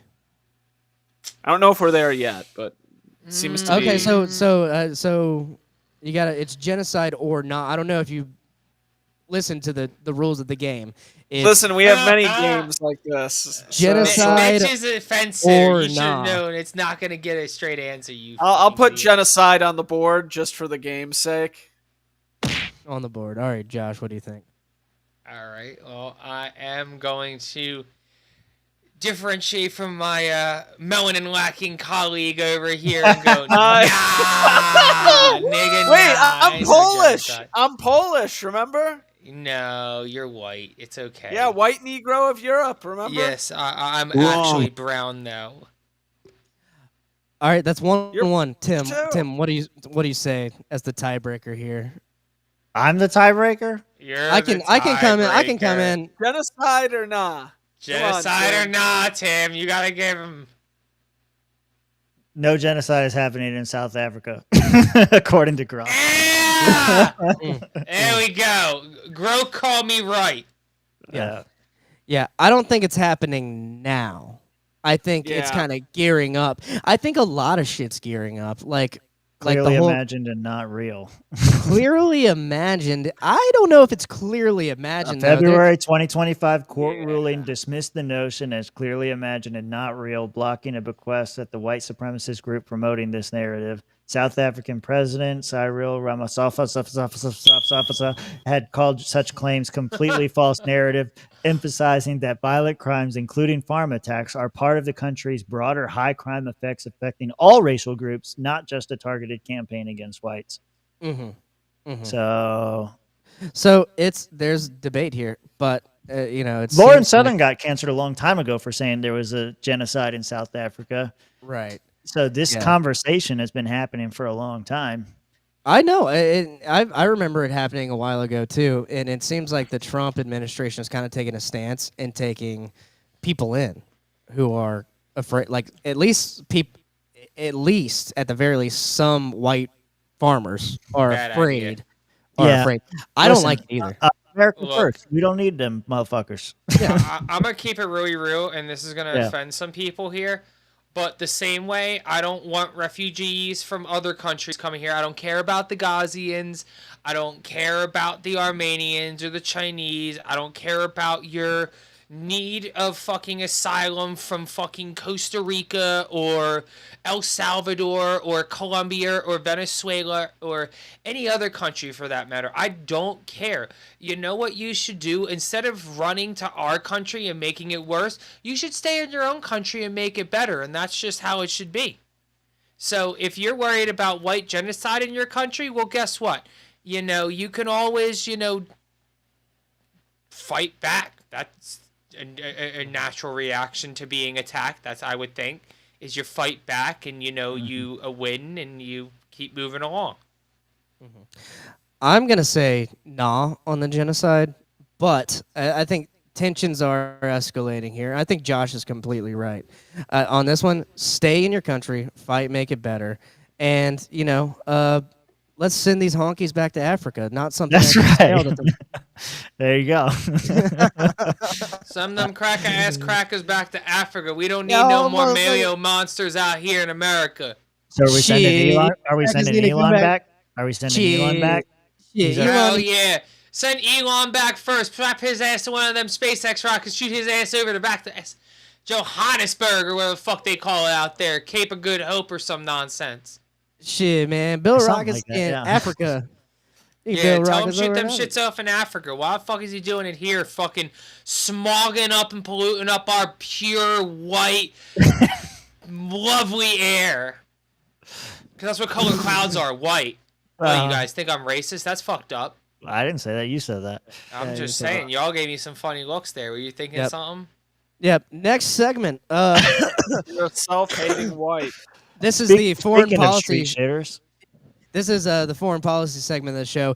Pakistan and India, tensions at an all-time high after this happened at a school. Okay. Oh, sorry. Here. When I will grow up, I will be army and save Pakistan and destroy India. Strong army! Oh, that was a while ago. Yeah, no, I was just joking. Yeah. But seriously, Pakistan and India. Yeah, but seriously.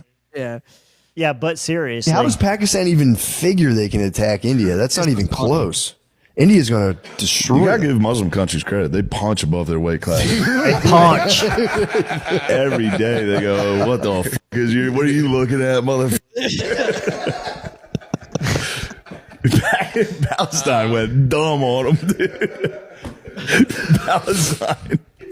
They really are crazy. I was like, what the fuck are you gonna do, dude? You are right. Yeah, Pakistan. Who was gassing Pakistan? I was like, no, dude. You That's because I would die for Pakistan. That was the Pakistan's day one. You taught that. And they got nukes. They both have nukes. So both of them are going, dude, we can do it right now. I don't know why. I feel like Pakistan gets their nukes from where like the coyote gets them from. For sure. I feel like Get some Acme fucking nukes. Yeah. That's so I thought that was a good video to lead into this. So yeah, Pakistan and India obviously have a long battle over the Kashmir region with Pakistani administered territory, I said Pakistani, and Indian administered territory and Chinese administered territory. So it's a mess. Constant border issues there, and at an all-time high. Trump also trying to negotiate a peace deal there. So I only brought this up because it's a big deal with two nuclear powers. And also at the porch tour, Christian Pearlie's ass rolled up, and he was like, "Hey, I have a joke for you." And he's got cerebral palsy and he's retarded. So this is how I'm saying how he said it. We're allowed to say that. Yeah, we love him. He's giving us our word passes. He's our pack mule, and he knows we call him that. But he was like, "I'm worried about India, Pakistan going to war because it's gonna smell really bad." That is such a Pearly joke. So Mitch asked the question earlier: who's gonna fucking win, India or Pakistan? I'm all. I said, on India. who are we rooting for? I'm gonna root for India because they're America's ally, but I think China's gonna lay their foot on the pedal here because China and India have had those. Do you remember those skirmishes where they were like throwing rocks at each other? No. Oh yeah, though on they basically both claim this river, and they had an agreement that we will not have any sort of armed conflict involving guns or knives. But the soldiers realized didn't say anything about rocks or sticks. Yeah, so they just started like pummeling each other, like just the Chinese and the Indians. Gangster. Yeah, who did that? Who initiated? China and India. And I don't. China and India. Yeah, I'm not sure who initiated, but like, so apparently there's China some disputes here as to who's initiating. India's saying Pakistan's been initiating attacks, and then Chinese media has been spreading their propaganda saying that India's been attacking citizen areas and shit. So true. You're onto something. Haven't got any spam calls since the war started. Yeah. Close down all the call centers. They're conscripting right now in India. They're getting ready. I have not gotten as many spam calls. Yeah. All right. So we got Tim for India. Rob, oh yeah. Who do we? India's gonna win. Yeah. I want India to win, but China might. No, cause some shit. Okay, so now we're making it a three-way race here, Rob. No, because China's on Pakistan's side. China would be on Pakistan's side. Okay, so you're calling for Pakistan to win then? No, I'm just saying. If someone's gonna take it all, you're doing the fucking Mitch, where you can't fucking make a binary fucking decision. No, I'm going India. I'm going India. India. Okay, thank you, India. I don't need an explanation. I just need a country. India, Tim. Well, we're here to break down the news, Josh. Mitch. That's what we do. Mitch. So, Mr. Connor. I am going to go with India. But here's my reasoning. It's because I think China will be on their side because of BRICS. Okay. I am going to be the dissenting here. Do you think Pakistan's going to win? Pakistan! I think Pakistan would win here, and I only believe it is because they would use their nukes first. And whoever uses their nukes first is going to win by default. Because...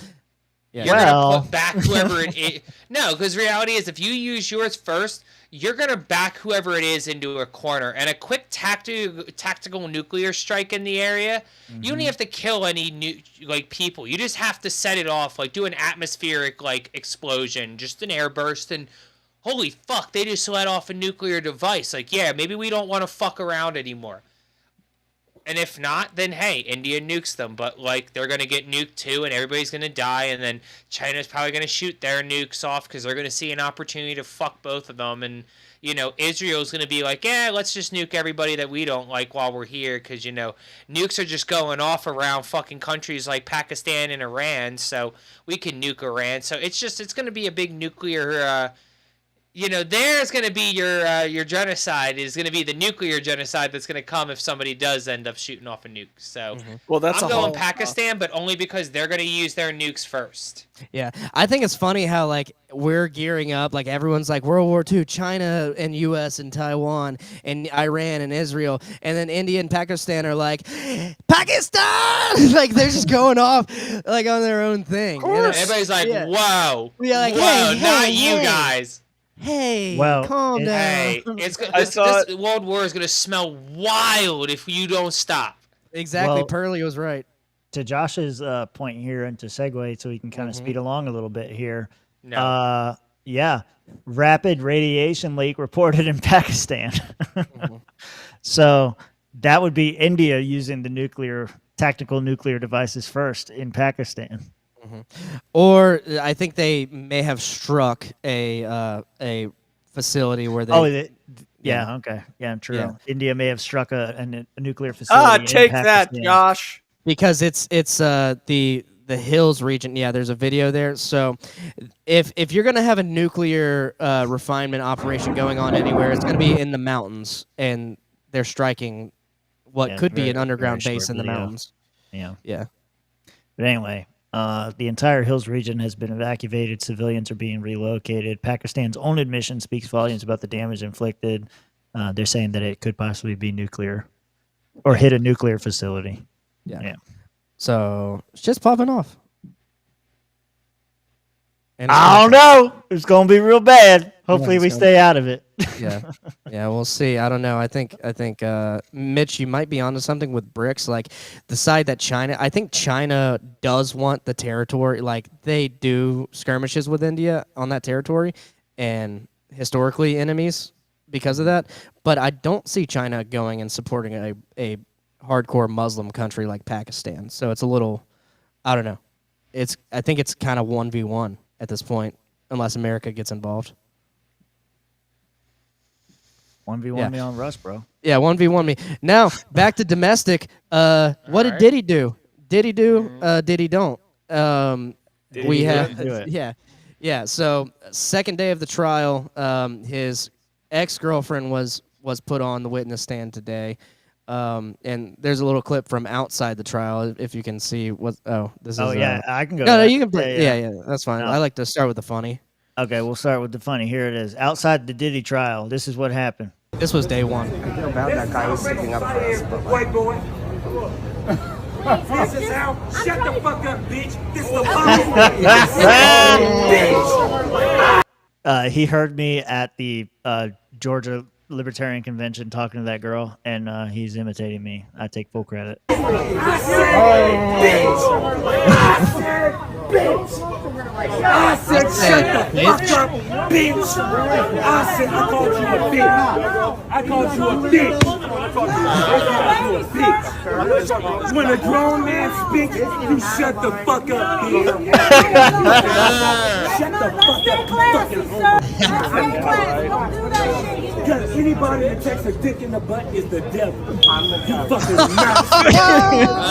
You fucking faggot Nazi. We He called him a faggot Nazi. What the hell? He did. Guy, I mean, anti-Diddy. Kanye has been saying free Diddy. Yeah. Pretty sure he was one of the guys in the video, in the music video that we played earlier on the show. But yeah, that's crazy stuff happening outside of the Diddy trial. Let's go to the. Let's get a real news update. Yeah. Let's see.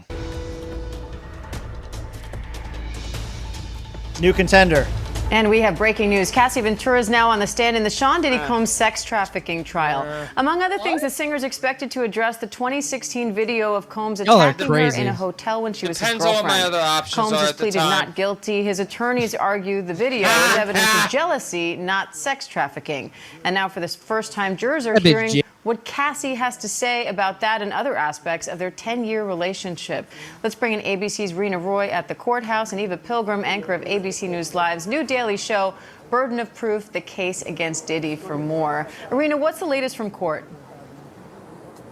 Well, Diane, There's your other prosecutors have option. wasted no time getting right into the alleged abuse that like Cassie her Ventura more. says she endured for years. Ventura telling jurors, quote, he would bash my head, knock me over, drag me, kick me, stomp me in the head when I was Yeah. down. Okay. She also got I'm into taking the nature Rena. of those so-called If I gotta freak-offs, choose between the saying that two, they it's involved Rena. hiring She an is good at escort in reading which it. they performed under the direction of Combs, saying that they happened so frequently it eventually became a job for her to set them up. Ventura said she did not feel she had much of a choice but to participate, that she feared that Combs would retaliate or potentially blackmail her if she did not.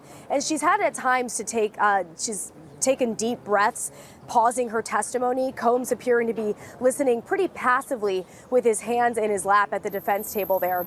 Now remember, this is the first time that they are seeing he's each just other touching his face to dick. face Oh, yeah. since 2018. You can imagine that like, yeah, I remember emotions that are shit, very bitch. high in the Oh, courtroom yeah. right now. And this is expected to be a very lengthy testimony. Prosecutors break. All right, so that's pretty much Yeah. it. The Yeah. first day was Cassie, the girl that got beat up in the hallway, who Diddy pimped out to other girls or guys. She's Yeah. mostly Or on the guys. second day. She might have been on the first day a little bit. And there's a couple accounts on Twitter where, that's a thread. I didn't really get to look at that, but most of the people are just trying to look through the transcript and kind of see what she's saying. And she's describing picking up and having male escorts. She says at one point that Diddy likes voyeurism and kind of likes to watch other men with her or with other people. Diddy's a cuck. He took her He's to a cuck. cucking. Yeah, he took her to freak offs in different countries. Mind you, 10-year relationship. Obviously, she's the one that he beat the shit out of in that hotel video. But this is not a case on assault and battery, so that's I don't know how long ago that was.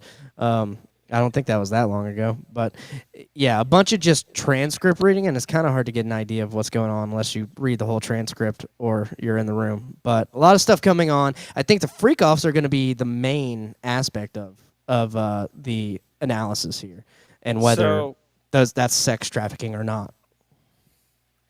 So the freak offs are the main event, and this was the opening match. Yeah, and we have a couple things like here From this one or let's see, or I don't know. No, the Diddy Daily. Okay. Yeah. There's a new account. Yeah. 2 new accounts for y'all to follow if you're interested in this. The Diddy Trial Daily. Wow, they had like 500 followers before this show, and now they're at 5,000. So they're kind of rapidly moving up, and so that's a good pin right here for them. But he's not an attorney, so he's just kind of going off his own gut here. Yeah, not a lawyer. But he's got not guilty on 2 out of the 3. So these are the 3 charges: racketeering and conspiracy, sex trafficking, and transportation to engage in prostitution. The only one he thinks that he may get guilty on is transportation to engage in prostitution. Right, and there does seem to be an aspect of that, but it's questionable because to the public, they're outwardly they're dating. Right. Yeah, so I'm interested to see the facts there. I think if you scroll down, you can kind of get the idea of some of the shit. Nah. It's the other. So Cassie's still on the sand.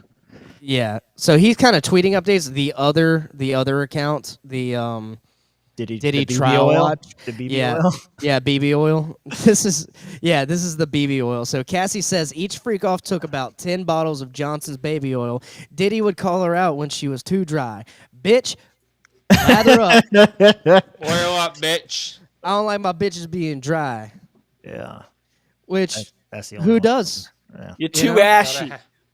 Gotta have them sleek and shiny. Yeah, so this account Like is my kind of bitch posting slipping. more of the back and forth on what I would expect to see on a court transcript, like with her on the stand. If you back up and go to their profile, you can, if you want to check her? it out. Yeah. No, Yeah, I don't know who that is. Is that That's Cassie? her. That's the one Is that it? pushed the fucking. This is who you said. What are you talking about? No, the Diddy Diddy trial, Daily. Diddy trial watch. Yeah. Nah, that's a different one. This is Diddy Daily. That was the first one. There is no other. There is another. There is no other. There was another. But anyway, the other one had more of a transcript going. No. There is no other. Just type in Diddy trial, and then you'll see it because there's two. Diddy. This is what happens when you don't read, boys. All right. Yeah, Diddy trial watch right there. Oh, that one wasn't in there. Okay, crazy. That's where I got this. What they reposted that. Yeah. That last one. Yeah. See, followed by me. And they're up 100 followers from a couple hours ago too. Connecting the dots. Cassie Ventura testified today that Diddy forced her to engage in freak-off parties, including at the Trump Hotel in Manhattan. She also said that they would hire male escorts from Backpage for sex parties. Then in her testimony, Cassie singled out one sex worker Diddy hired and said his nickname was the Punisher on the Delta of a Q post, and now comes the pain. And on the eve of now comes the pain post was the Punisher skull logo image, which lands a 6-year Delta tomorrow. I see comms everywhere and I don't believe coincidences, blah, blah, blah, blah, blah. So apparently he made some post where he had the Punisher. I don't know. Yeah. Yeah, no, but this if you go down, you can kind of see. Keep going. They kind of post more videos from outside the trial, and also like here it says judge. Like we'll break for the day. Yeah. Okay. So yeah, they're just live tweeting throughout the whole thing. Yeah. AUSA. Yeah. So Ventura, this is like straight from the transcript. Yeah. So. We'll be following these pages and kind of getting updates here. Cassie kind of went on the stand today and said some wild shit about freak-offs, and I'm curious to see what they do in cross-examination, if they cross-examine her or when they cross-examine Diddy. God damn, dude, this guy's just like line for line. Yeah, it's good, and it's probably like at least 200 pages, at least for today, as far as the document. For the panel. Get Diddy free or nah? Is he gonna get prosecuted or nah? He might get a little something, but I think if this is how they're going at it, if this is their main shit, I see him. He might, just from what I see right now. I haven't looked into it. It might be free Diddy. I'm looking up who his lawyer is. Go ahead. He's probably got a good one. I mean, the first one dropped him. Right now, probably looking like free Diddy, but we could have a very different conversation in a week or two. Mm-hmm. Yeah, just based on what we're seeing right now, free Diddy, but I feel like it's hard to say until we reach the point where the jury is discussing things, because a lot more is bound to come out. Mm-hmm.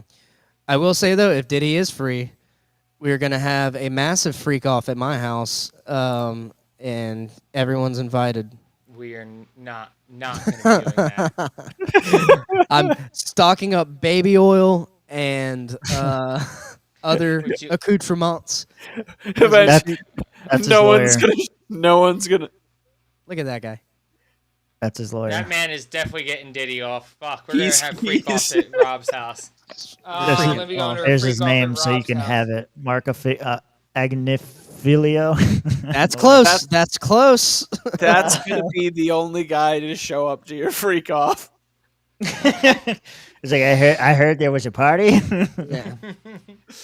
Yep. You're gonna be there, just Rob nude with a fucking baby oil, like. Just another Wednesday night. All right. Yeah, that's pretty much it right now for Diddy. And that guy's potentially a Jew. Speaking of Jews, Dave Portnoy got We're going in. very upset. Very upset. Well, he is Jewish. Someone at his club paid for bottle service, and you know how they do those letters. When they bring out the champagne and the signs, they usually do like "Happy Birthday, Tim," or like graduation. Someone paid them to do "Fuck the Jews" at a club that Dave Portnoy owns in Philly, and he's very upset about it. This is the actual video.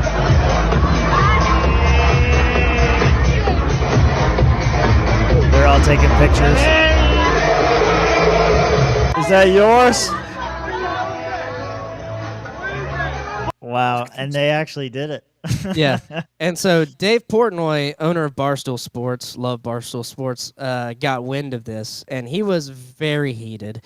I think he's been kind of mad at the anti-Semitism he's kind of been seeing this year. So, because I mean, a lot of people who like Barstool are it's kind of like a Venn diagram. Like there's a certain overlap between the people who are talking about this and Barstool Sports lovers. All right, emergency press conference time. So I'm getting ready to go to the Met Gala. And all of a sudden my phone, the last hour or two, my phone's Put it in reverse, Terry! Our bar in Philadelphia, Barstool Sampson Street, usually a great fucking bar. You know, bottle service, people buy drinks. You get a sign. There was a sign yesterday that said, "Fuck the Jews." I've been shaking. I've been so fucking mad for the last 2 hours. God, I instantly got on. This is why the emergency press conference was late, because I was so over the top. It's like, I'm going to fucking make it my life fucking mission to ruin these people. Like, I'm coming to your throat. I'm never ending. And I just sat, and for the last 2 hours, I have been on the trail. Trust me, I've been on the trail. You think I'm going to put up with this shit at my bar? So I've been hunting. You might want to fast forward it. Waitresses, the table who did it, and everything you can fucking name. Because I want fucking consequences for fucking actions. So I'm not just sitting back like, oh, what do you know? Trust me. I have getting so mad right now. I believe the two waitresses responsible for the table already fired. I talked to one of them, one of the dumbest fucking humans I've ever talked to in my life. She's at a fucking dance recital. She's like, "Can I call you back in 20? No fucking honey, you fucking can't. This is your one chance to talk to me." Idiot, total idiot, this girl. I talked to the guy Mike Wade who's tagged. Guess what? He wasn't even fucking there. I had this kid basically in tears turning state witness to me, rolling on the people who were there. I've talked to one of the two guys who fucking did it. He's like, "I'm not anti-Semitic." He's basically crying to me. And I'm just like, I don't fucking buy it for a second. Who the fuck would do that sign in my fucking bar? You think I'm just gonna sit here? I'm gonna make it my fucking mission to put you in lights. My fucking mission. Kid's crying. I just hung up on his ass. I go, "I'm giving you 1 fucking hour. 1 fucking hour. 2 kids go to temple. Tell me, how do I make this fucking right before I go fucking ape shit? You want to take anti-Semitism classes? You want to do whatever? You make it feel right. I don't need your fucking tears." The Mike Wade kid wasn't even fucking there. Wasn't in the bar. We got the footage. He's not even fucking bar. Trust. So he owns this bar and he's just fucking angry. Yeah, he's mad. Just fire him, dude.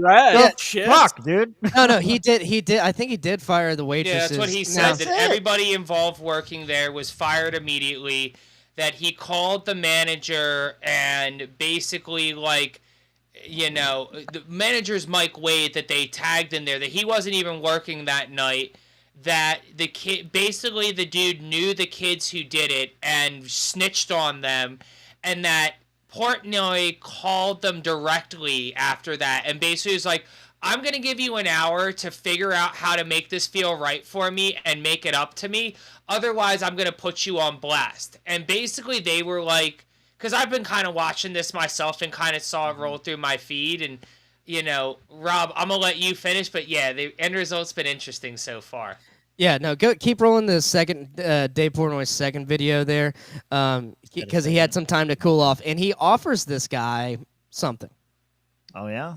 Here we go. Oh, yeah. Is it going to be another 5-minute fucking expedition? 2.5. He's no longer I'm speeding it up. Speed it up, because this is times. Yeah. Oh, I can't go that high, but that's too All right, fast. real quick update on the "Fuck the Jews" sign that was at my bar in Philadelphia yesterday. 2 hours ago, he literally could have cooked an egg on my head. That's how much steam and heat had come out of my ears. And the more I thought about it, it's like these are young fucking morons who did this. They're drunk. It's like, do you really want to ruin somebody's life? And let me be honest. I don't know what's going on in the world. I do. The Middle East, obviously. But I've been doing Barstool for 20 years. I've had more hate, more anti-Semitism in the last year and a half than I've ever had doing it. And whether people like Kanye, the UFC guy, it's like mainstream lunatics. And I'm not talking about politics or what's going on in the Middle East. Just hating groups of people. You hate my parents. You hate my grandparents. Shit like that. It's crazy. So, yeah, my initial reaction was like, I'm going to fucking burn these people to the ground, their families, everything. And it's like, you know what? Maybe that's not the best course of action. Maybe I can use this as a teaching moment. And like, before people just are like, fuck the Jews or any group and they hate, let's try to like turn a hideous incident into maybe a learning experience, as cliche and very unlike me. But I talked to both the culprits who I know are super involved in it, talked to the families. I'm sending these kids to Auschwitz. They've agreed to go. That's, of course, the Holocaust concentration camps. Oh, my God. They got to go kiss the wall? Kiss the wall, Tim. Come Kiss the on, wall. bro. Yeah. Suck my nuts. You know what? So- you know how I feel about that? You know how I feel? Okay. Yeah, I think this kid. So if I was the guy, I probably would have taken the trip to Poland, honestly, because you can still. Like Tim Dillon was breaking this down on his podcast, and it's like you still get a trip to Poland. I'm like, yeah, sure, I'll go check out a historical, museum in Auschwitz. But what do you? The guy said no. The guy ended up saying no. We got a video of him saying no. So no, yeah. I mean, pretty much, yeah. Thank you, Cheddar. Most people who get in trouble for shit like that get fired and just never get that door to open again. You get offered a vacation and you say no. Fuck that. He didn't just say no. Here you go. This guy's not a good guy. He just utterly destroyed my life. No, he's not a good guy. He's a filthy Jew. But tell me more about Who's this guy? Stu Peters? All right, yeah. So did they call you and say, hey, you're suspended? Or how did you, did your scholarship get revoked? I essentially just got an email from Temple University stating that I'm on interim suspension. So until further investigation goes on, I'll be honest, an event similar to this happened a couple months ago, and I talked to my friends. They said that, brother, trust me, you're looking at nothing short of an expulsion. They're not going to take this lightly. I said, look, man, I already kind of knew that. So he's like in a frat, because I can already tell he's in a frat, and he was just enjoying a night out, and he knew some of the club people, and he's obviously Middle Eastern, so that adds another wrinkle to it. But he was like, hey, put the fuck the Jews on there. Oh, like, they're fucking snorting ketamine and drinking like Grey Goose in those VIP booths, dude. Like, they are fucked up and just coming up with dumb shit. This, like Dave Portnoy even said himself, this is a dumb kid and he's drunk. Right. That's what I think happened.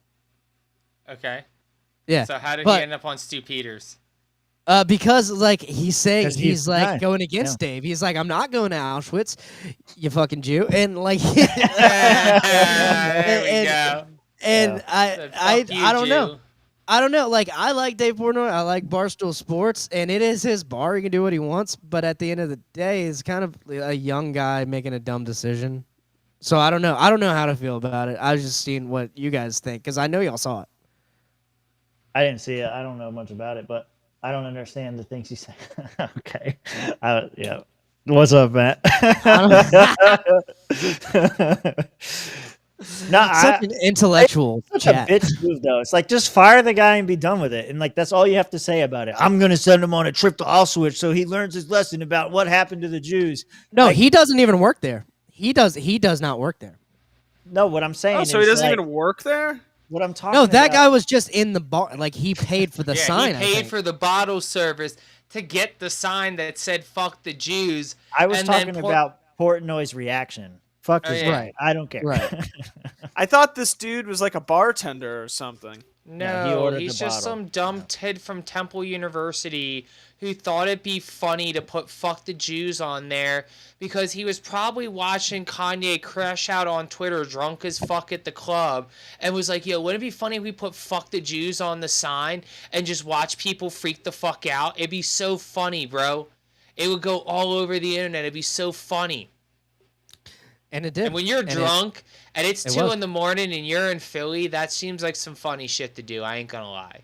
And it was, and it is, and we're having a great time right now. And I'm so happy that he did this because this is good content. But I don't know. I think he's kind of right for digging his heels in, but it's like, I don't know. I think Dave is reacting like this because of the uptick in like shit that Jewish people are getting.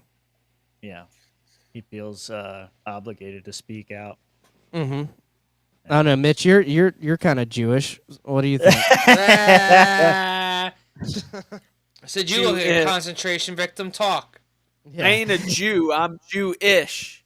As a person who looks like he just got back from Auschwitz, what do you think? I mean, I feel like Dave Portnoy is just looking for shit to get offended by because he's very much so on the side of Israel, and he's probably really dogmatic about all the other shit having to do with the Jews. Yeah, I don't think he's looking to get offended. I think he is actually just pissed about it. But I think he is on the side of Israel. He's pissed about it, but he's looking for things here at home that can resonate that same anger. Yeah, Portnoy's is an outlet for the anger, so to speak. Yeah. What this whole thing reminded me of was this old classic video. Do you remember this? Oh, this is PewDiePie when he fucked up. The fuck is this? He paid for this, by the way. Wait for it. I paid for this. What did you pay for? Wait for it. What's with the Christmas? I like the editing. Oh. Subscribe to Keemstar.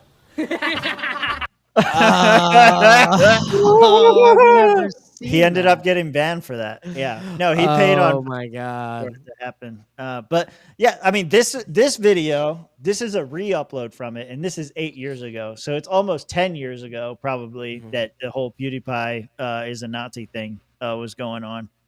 My point is, it's just been going on forever. People just say this shit and do this shit just to be edgy. And for him to be so morally outraged over it is fucking fake and gay. That's all I'm saying. I think he is overreacting. Yeah, kind of like PewDiePie is. He knew what it was. He paid for them to write that on there. That's what came out later. That is funny. That is funny because they were having like such a fun, innocent time, and then well, he paid for the anti-Semitism. he didn't think they would do it. That's what he ended up saying. He's like, I paid them. I didn't think they would do it, but they did it. And why wouldn't they? Yeah. Because you pay them, bro. They don't give a shit. Because you paid them, man. Yeah. Speaking of Israel and Jewish people and stuff like that, James O'Keefe, the Irishman. Okay. Yeah. James O'Keefe, the Irishman. Well, I mean, Epstein Island, a bunch of massage shit going on there. So tell me there's not a connection. Go ahead. Okay. Yeah. Yeah. Anyway, as I was rudely interrupted from my great segue, amazing segue, actually. O'Keefe, we covered it like a couple weeks ago. He was like going into hiding or something. It was fake and gay. Yeah. It still might be fake and gay, but I think this is what he was kind of ramping up towards. And all right, world exclusive. O'Keefe releases first ever footage from inside Jeffrey Epstein's private island. I'm pretty sure that Luke Radowski went there first, but okay. Yeah. Video shows image of baby in sink holding phallic toy near Epstein's kitchen table. OMG promises more exclusive Epstein videos. So, real quickly, are we about to watch the whole video? I don't think so. Go ahead. Okay, well, I will clarify. He does give credit to Luke Radowski. He basically says these are the first videos that we've gotten from inside the estate itself, which is true. The point of the PewDiePie was doing to show that they will write terrible things. Him not agreeing with it was the whole point. Yeah, no, I'm not accusing PewDiePie. I agree. Yeah. Never before seen footage from inside the buildings on Jeffrey Epstein's island. The island, known as Little St. James, is located in the U.S. Virgin Islands. Drones have flown overhead in the past. Independent journalists have snuck ashore, but no footage or images from inside these buildings has ever been published until now. This footage was captured about a year after Epstein's arrest. In this world exclusive, O'Keefe Media Group takes you through the kitchen inside the main mansion, a villa used for hosting high-profile visitors and events. Through our reporting, we can confirm this footage is authentic. You'll see the entire kitchen is a sterile white with stainless steel appliances. There are sparse decorations, including a few pieces of coral, but there does appear one prominent artwork, a large framed photo of this is the one in question in a sink. The baby is holding a phallic-shaped object. All right, Josh, listen. Is this a sexually explicit image of a child? and I'm asking you as a parent, because I know you guys too. Y'all probably have pictures of yourselves in Naked. tubs or sinks in whatever. Right. Doesn't look like a phallic object to me. It just looks like a bottle of shampoo or some stupid shit. Yeah. And I've seen some superimposed images of that picture that's behind the baby, like next to it, like they're trying to blow that up. And my question is that someone that they knew, like who grew up? Because it's not weird to have pictures of us in our family's household like that, but it would be weird to have like a random baby.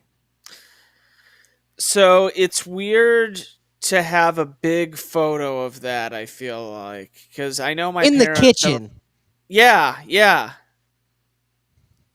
like my parents have photos of me in the tub, but those are like, photographs in a box somewhere. They aren't things that are even like in a frame anywhere.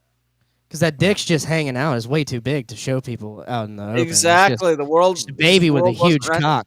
Yeah. Yeah. Josh, I posed a question to you. Go back to you. I was waiting until they shut the fuck up. So, phallic object, I mean, sure, is it phallic-y shaped? A lot of things are phallic-y shaped, so I'm not buying that bullshit. It looks like somebody said like a shampoo bottle or like a rattler toy. Yeah. Is it weird to have a picture of a small naked child in the sink? No. Like, I will agree with Robin, Mitch in this instant. It's a little weird to have it really big in the kitchen of all places. Like, maybe small in, like, the hallway or, like, in the dining room or living room. Somewhere, like, subtle, but, like, real big and prominent in your kitchen just kind of makes me ask a couple questions. At the same time, we're looking at it. There's nothing you're seeing that's inappropriate there. It's just a baby in a sink. If you're looking at it and having these thoughts of inappropriateness, I'm not saying there is, Tim. I'm just saying. No, I am. If this was the game of Manhunt, I'd kill that dumb fuck. I would agree with you if this wasn't Jeffrey Epstein's mansion. Yeah, that's the thing. We're looking at this, and that was not part of the question. It was in a vacuum. Is this weird? I said no. Okay. Yeah, okay. in Jeffrey Epstein's mansion, maybe some questionable things I need to ask myself and some other people, but in a vacuum, weird in the kitchen, weird real big, weird that it's in a prominent place, not weird to have, though, really, necessarily. Just poor taste. Yeah. With the totality of the circumstance, given the place, given the people, and the underlying accusations, that's what makes it weird to me. And the fact that it is big, like Josh, you're right. It should be small in a hallway somewhere, not in the kitchen like that. Trying to give it more perspective. Look, it's as big as a fucking cabinet door, bro. Like, it's huge. Relatively large. Now, like, is this the only thing that they got? Because if you're telling me, hey, we got a clean white kitchen in a fucking weird picture, I'm sorry, but that shit is not selling me on dick. Well, this is a good point too, because if it's Jeff, it matters. If it's Jeff, if it's Jeffrey, then it's not weird. Yeah.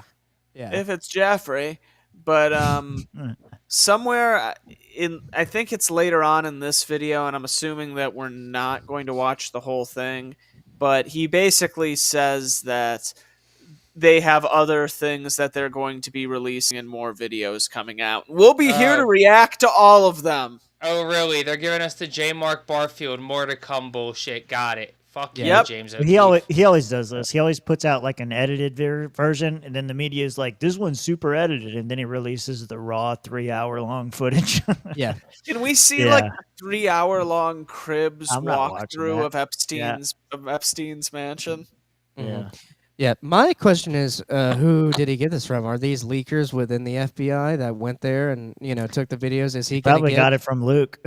Yeah, maybe. If so, I'm pissed off. Why didn't you release it, Luke? A large framed photo of a nude baby in a sink. The baby is holding a phallic-shaped object. The image is hung above the kitchen table. It begs the question: why did Jeffrey Epstein choose to place this image inside of a kitchen where visitors would eat, cook, and entertain?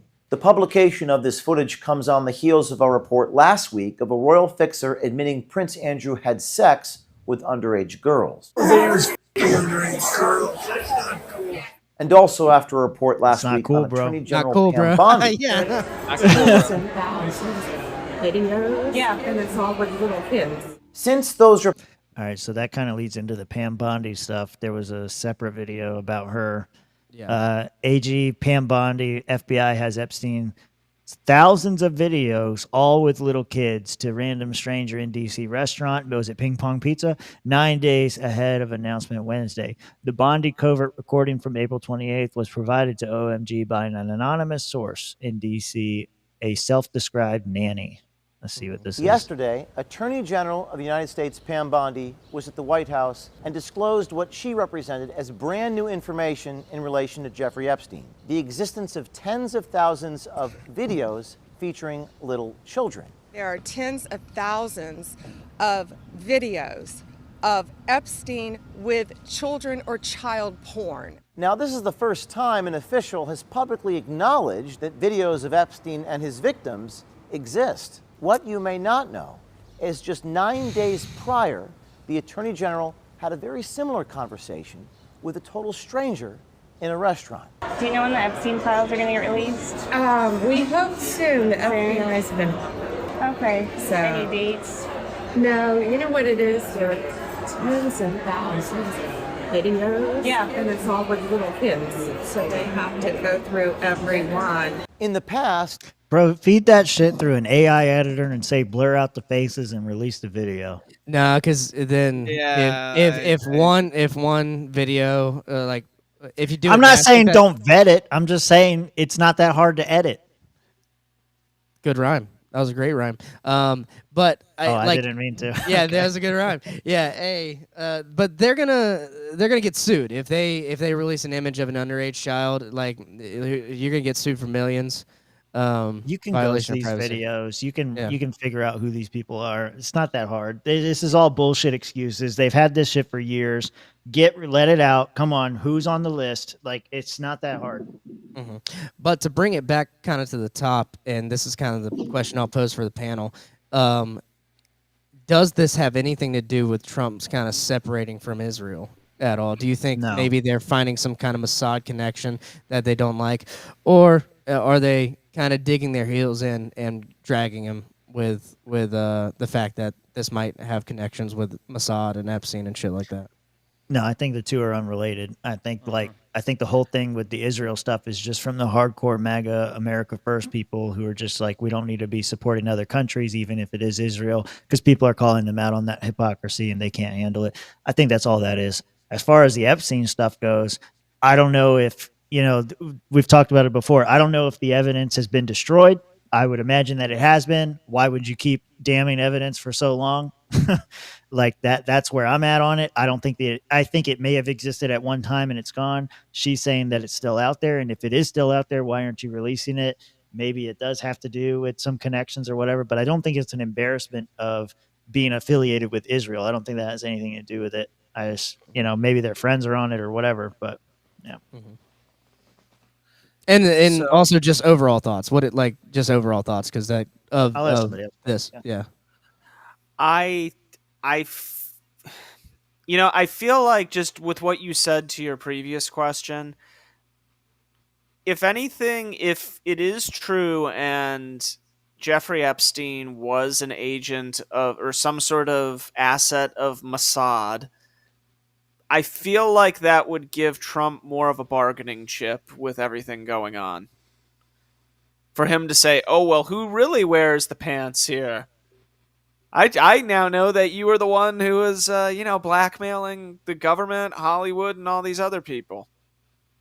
Mm-hmm. So, I don't know. Josh, what do you think? Man, I'm past the point of caring. I knew they were going to lie to us about the Epstein shit. They continue to lie to us about the Epstein shit. We're never going to know the truth. I think James O'Keefe is just feeding us a bunch of bullshit. I think Pam Bondi sold us hook, line, and sinker that, like, you got a bunch of these redacted files here, and it's not going to tell you much, but here you go, and this is what we got. And you guys should be happy that they're even mentioning it still and move along. And I just don't care. Like, these aren't my kids. It's not me. I don't know why you would put your kids in that situation, but people did, and that's very tragic for these kids, and I hope they get the help and the treatment they so, rightfully deserve and probably need, but that has nothing to do with me, and I'm very sorry that happened to them, but that's not my fucking problem, and I don't care. Fuck them kids. Yep. We're gonna have clips of all of us saying it. Fuck them kids.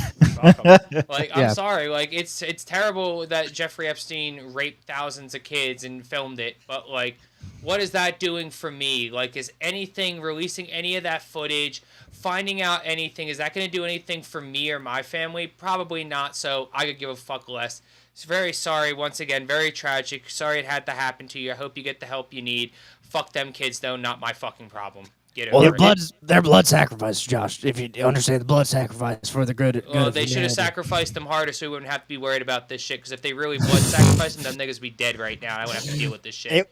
It wouldn't matter. It would matter if it was like Chuck Schumer or somebody like that you could like point to, like somebody who is it, because they would be gone. They would be out, but they would be replaced by another equally terrible asshole. So yeah, this still has nothing to do with the list. We still have no answers as to who's going to the island, and that's not no kind of accountability. Although that one, I do think Barfo has a point there. That's a good point. This is what I meant to pull up. That what cannot be cured must be endured. So we're never going to get a solution to this problem. So you just got to deal with the fact that it happened and that guy's dead now. And here we are.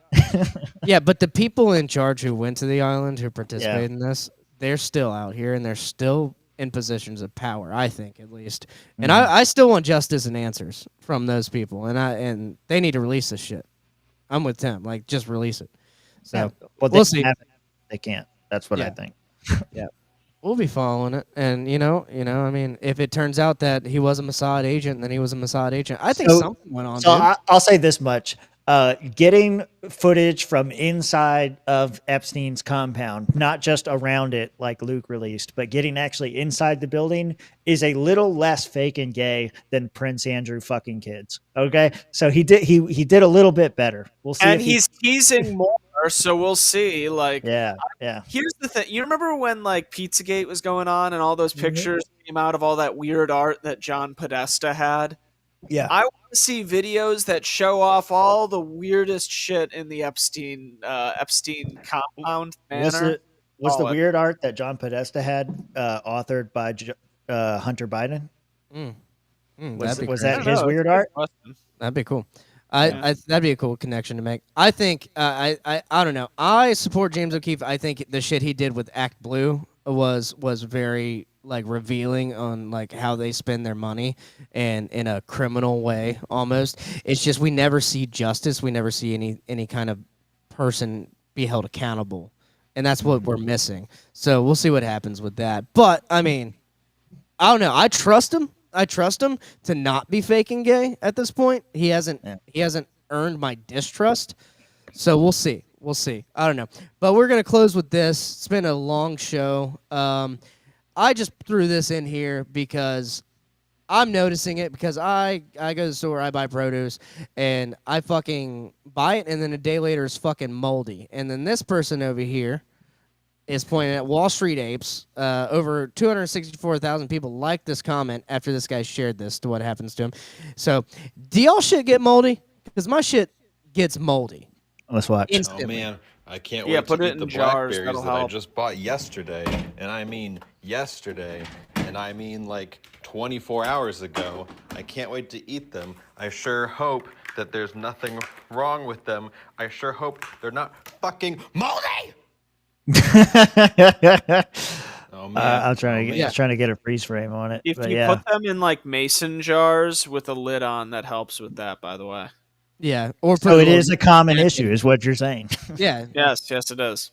Yeah, very common. And you know what? I remember back in the day being a kid at my aunt's house, I would pick natural blackberries from her blackberry shit, and we could keep those in the fridge for a while we put a napkin in there, but we could. They're way better than store bought. So I don't know what they're putting on this shit. Listen, RFK is ruining this country. Bring back the pesticides and preservatives that keep our fruit good. It's not in there yet. He hasn't gotten to those yet, Tim. This is with pesticides. Yeah, that's what I'm saying. They're spraying some shit on there that's causing like the mold is like adapting to like whatever pesticides are going on. I think. Well, I got some more fun shit for us to end on. Here, check this out. Well, Josh, I want to know if Josh's shit gets moldy. Oh yeah, Josh, your shit get moldy? Does your shit get moldy? I'm sorry. I eat my fucking food. It doesn't get moldy. Okay. He eats it instantly. I eat my fucking food. Like stuff like this, I would eat right away. I wouldn't wait. 'Cause I would worry about exactly that. Oh man, it might get moldy. I don't want to eat it because if I don't eat it right then and there, I'm gonna have it in there for like 3 weeks before I remember, and it's absolutely going to be a coagulated shit fuck. I don't want a coagulated shit fuck in my gut. Understood. Yeah, sure. I'm glad you answered. This next video brought to you by Bob's Pelts. We got a new ad from Bob's Pelts. You know, we've been working hard to bring you guys new pelts. We've got our gators coming in. They are bringing in the supplies. So, Tim, show the people where we're getting our shit. Yeah, this next segment brought to you by Bob's Pelts. Here you go. Wasting away. We're getting copyrighted. I forgot that song was there. All right. So this 30 rolls seconds, up. 30 seconds. Yeah, so this rolls up on you. 3 alligators, a raccoon, a skunk, and a possum. The comment, very fitting for our next debate. Pokemon game in the South. These are your 3 starters. Okay, so two different questions for the panel. Okay. First question. All right, in Pokemon, you have Bulbasaur, Charmander, and Squirtle, and they're kind of like rock, paper, scissors, right? So what is the rock, paper, scissors scenario between these 3 animals? And second question, which are you choosing? Yeah. I'm gonna let Josh go first on this one. He's picking the possum. It's easy. I mean, first off, why do I gotta go first? This is racist. Well, okay, here, let's try to figure this out. Is there a rock, paper scenario between these 3 animals? Because I feel there is. All right, so who beats what? Okay, so it's kind of lined up. It's almost lined up perfectly. So, coon beats skunk. No. Skunk beats possum. Possum beats coon. Possum does not beat coon. What do you mean possum doesn't beat coon? How the fuck do you figure it doesn't beat coon, fucker? Possum can't. You're a coon anything, fucker, dude. coon fucker. No, I think so. Skunk beats raccoon, and possum. You're a skunk fucker. Possum beats skunk, and then raccoon beats possum. You don't know what the fuck you're talking about. You sound Raccoon retarded. beats possum. No, because the skunk gets scared of the possum because the possum just keeps walking towards it because it can't see. So the skunk defends and then runs. The coon and the skunk will fight. They will actually fight, and the skunk will win. Mitch, you want to weigh in here? So I agree with Josh when it comes to the rock, paper, scissors bullshit. Thank you. But I'm gonna go with the raccoon. Why do you choose the coon? Why are you choosing Why the not? coon? Why not You're go the with coon. Because I've got to go with the trash panda. Come on. Why would I not go with the trash panda? You fucking hipster. Yeah. I've been playing a lot of Pokemon Go lately, so I think the skunk's gonna be like a poison / dark type, and I'm gonna go with that. I think the possum's a normal type, and then the raccoon is I don't know. The raccoon might be normal too. The raccoon is like the Charmander of the 3. You know what I mean? It's the coolest looking, but it's not exactly the best option.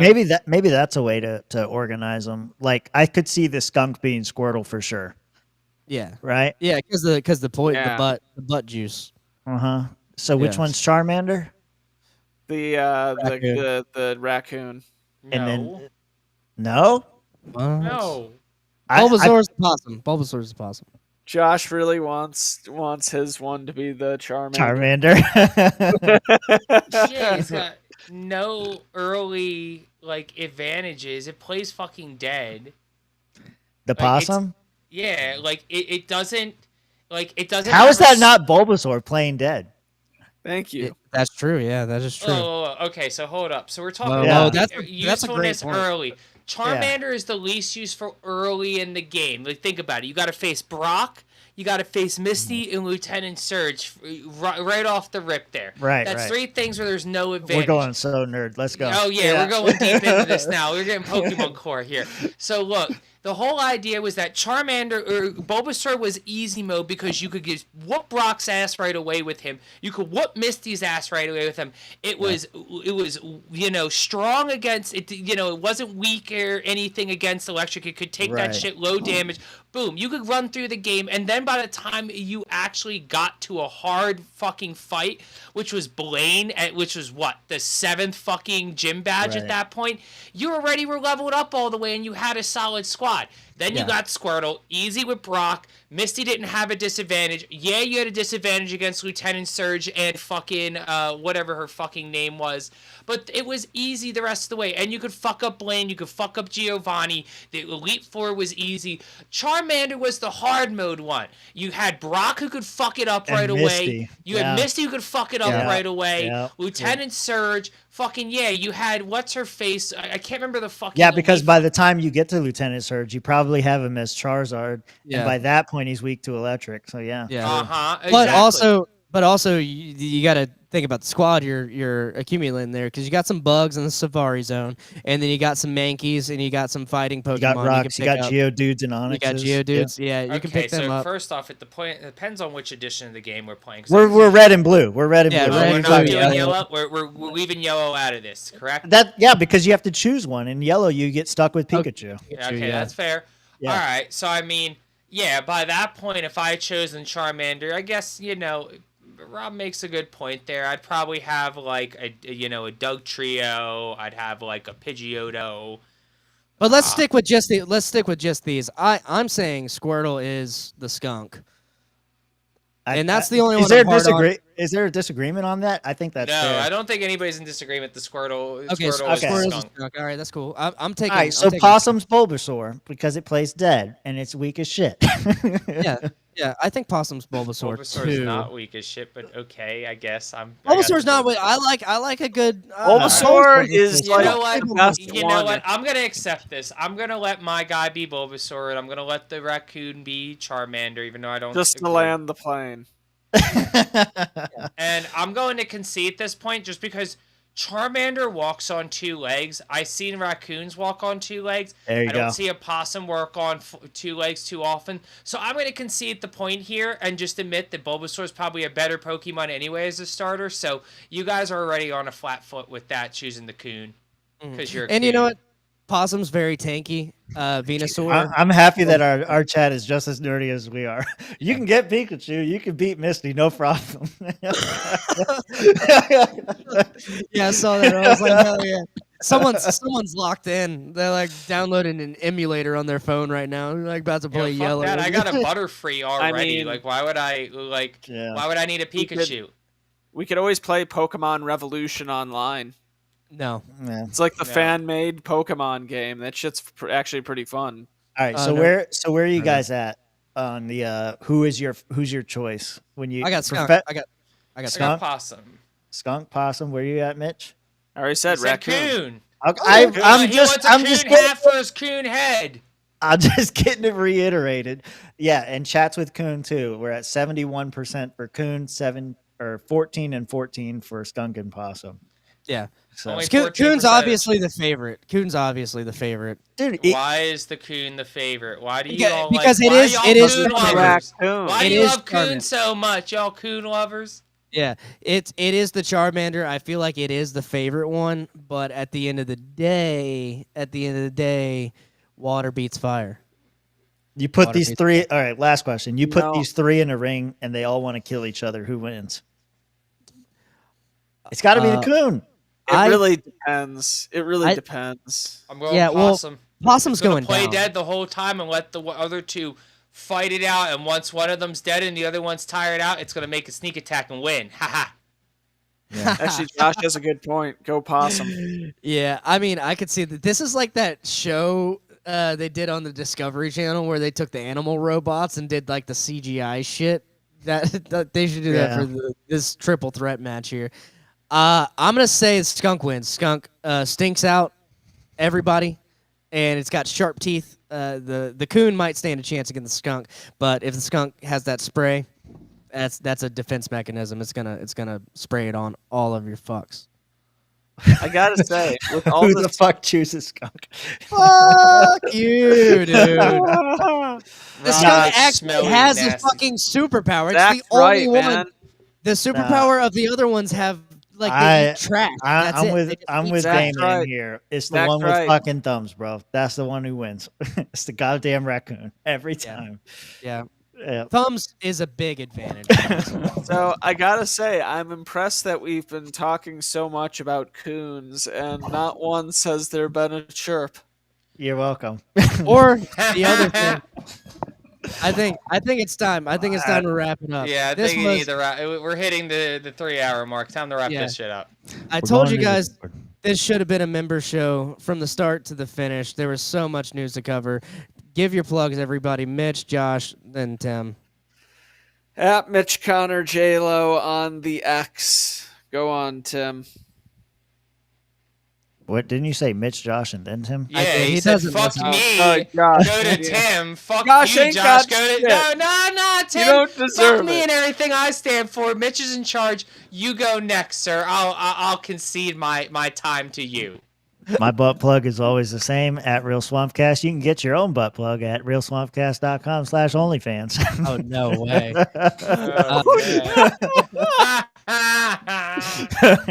I will plug this since I see some new faces in here. R. Vincent Comedy. Go follow that for my comedy shit. I got some new stickers coming out. Had a fun time with Robbie Bernstein and Chris Warren at the Porch Tour in St. Augustine this past weekend.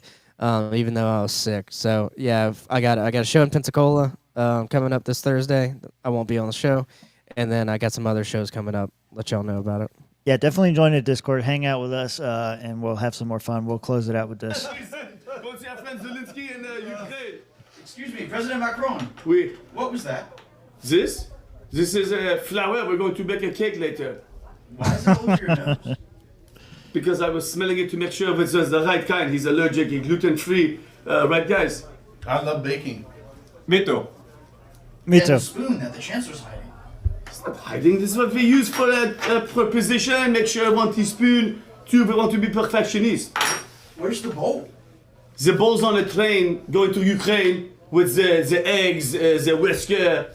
President Macron, in the spirit of good journalism, I have to say, that looks exactly like cocaine.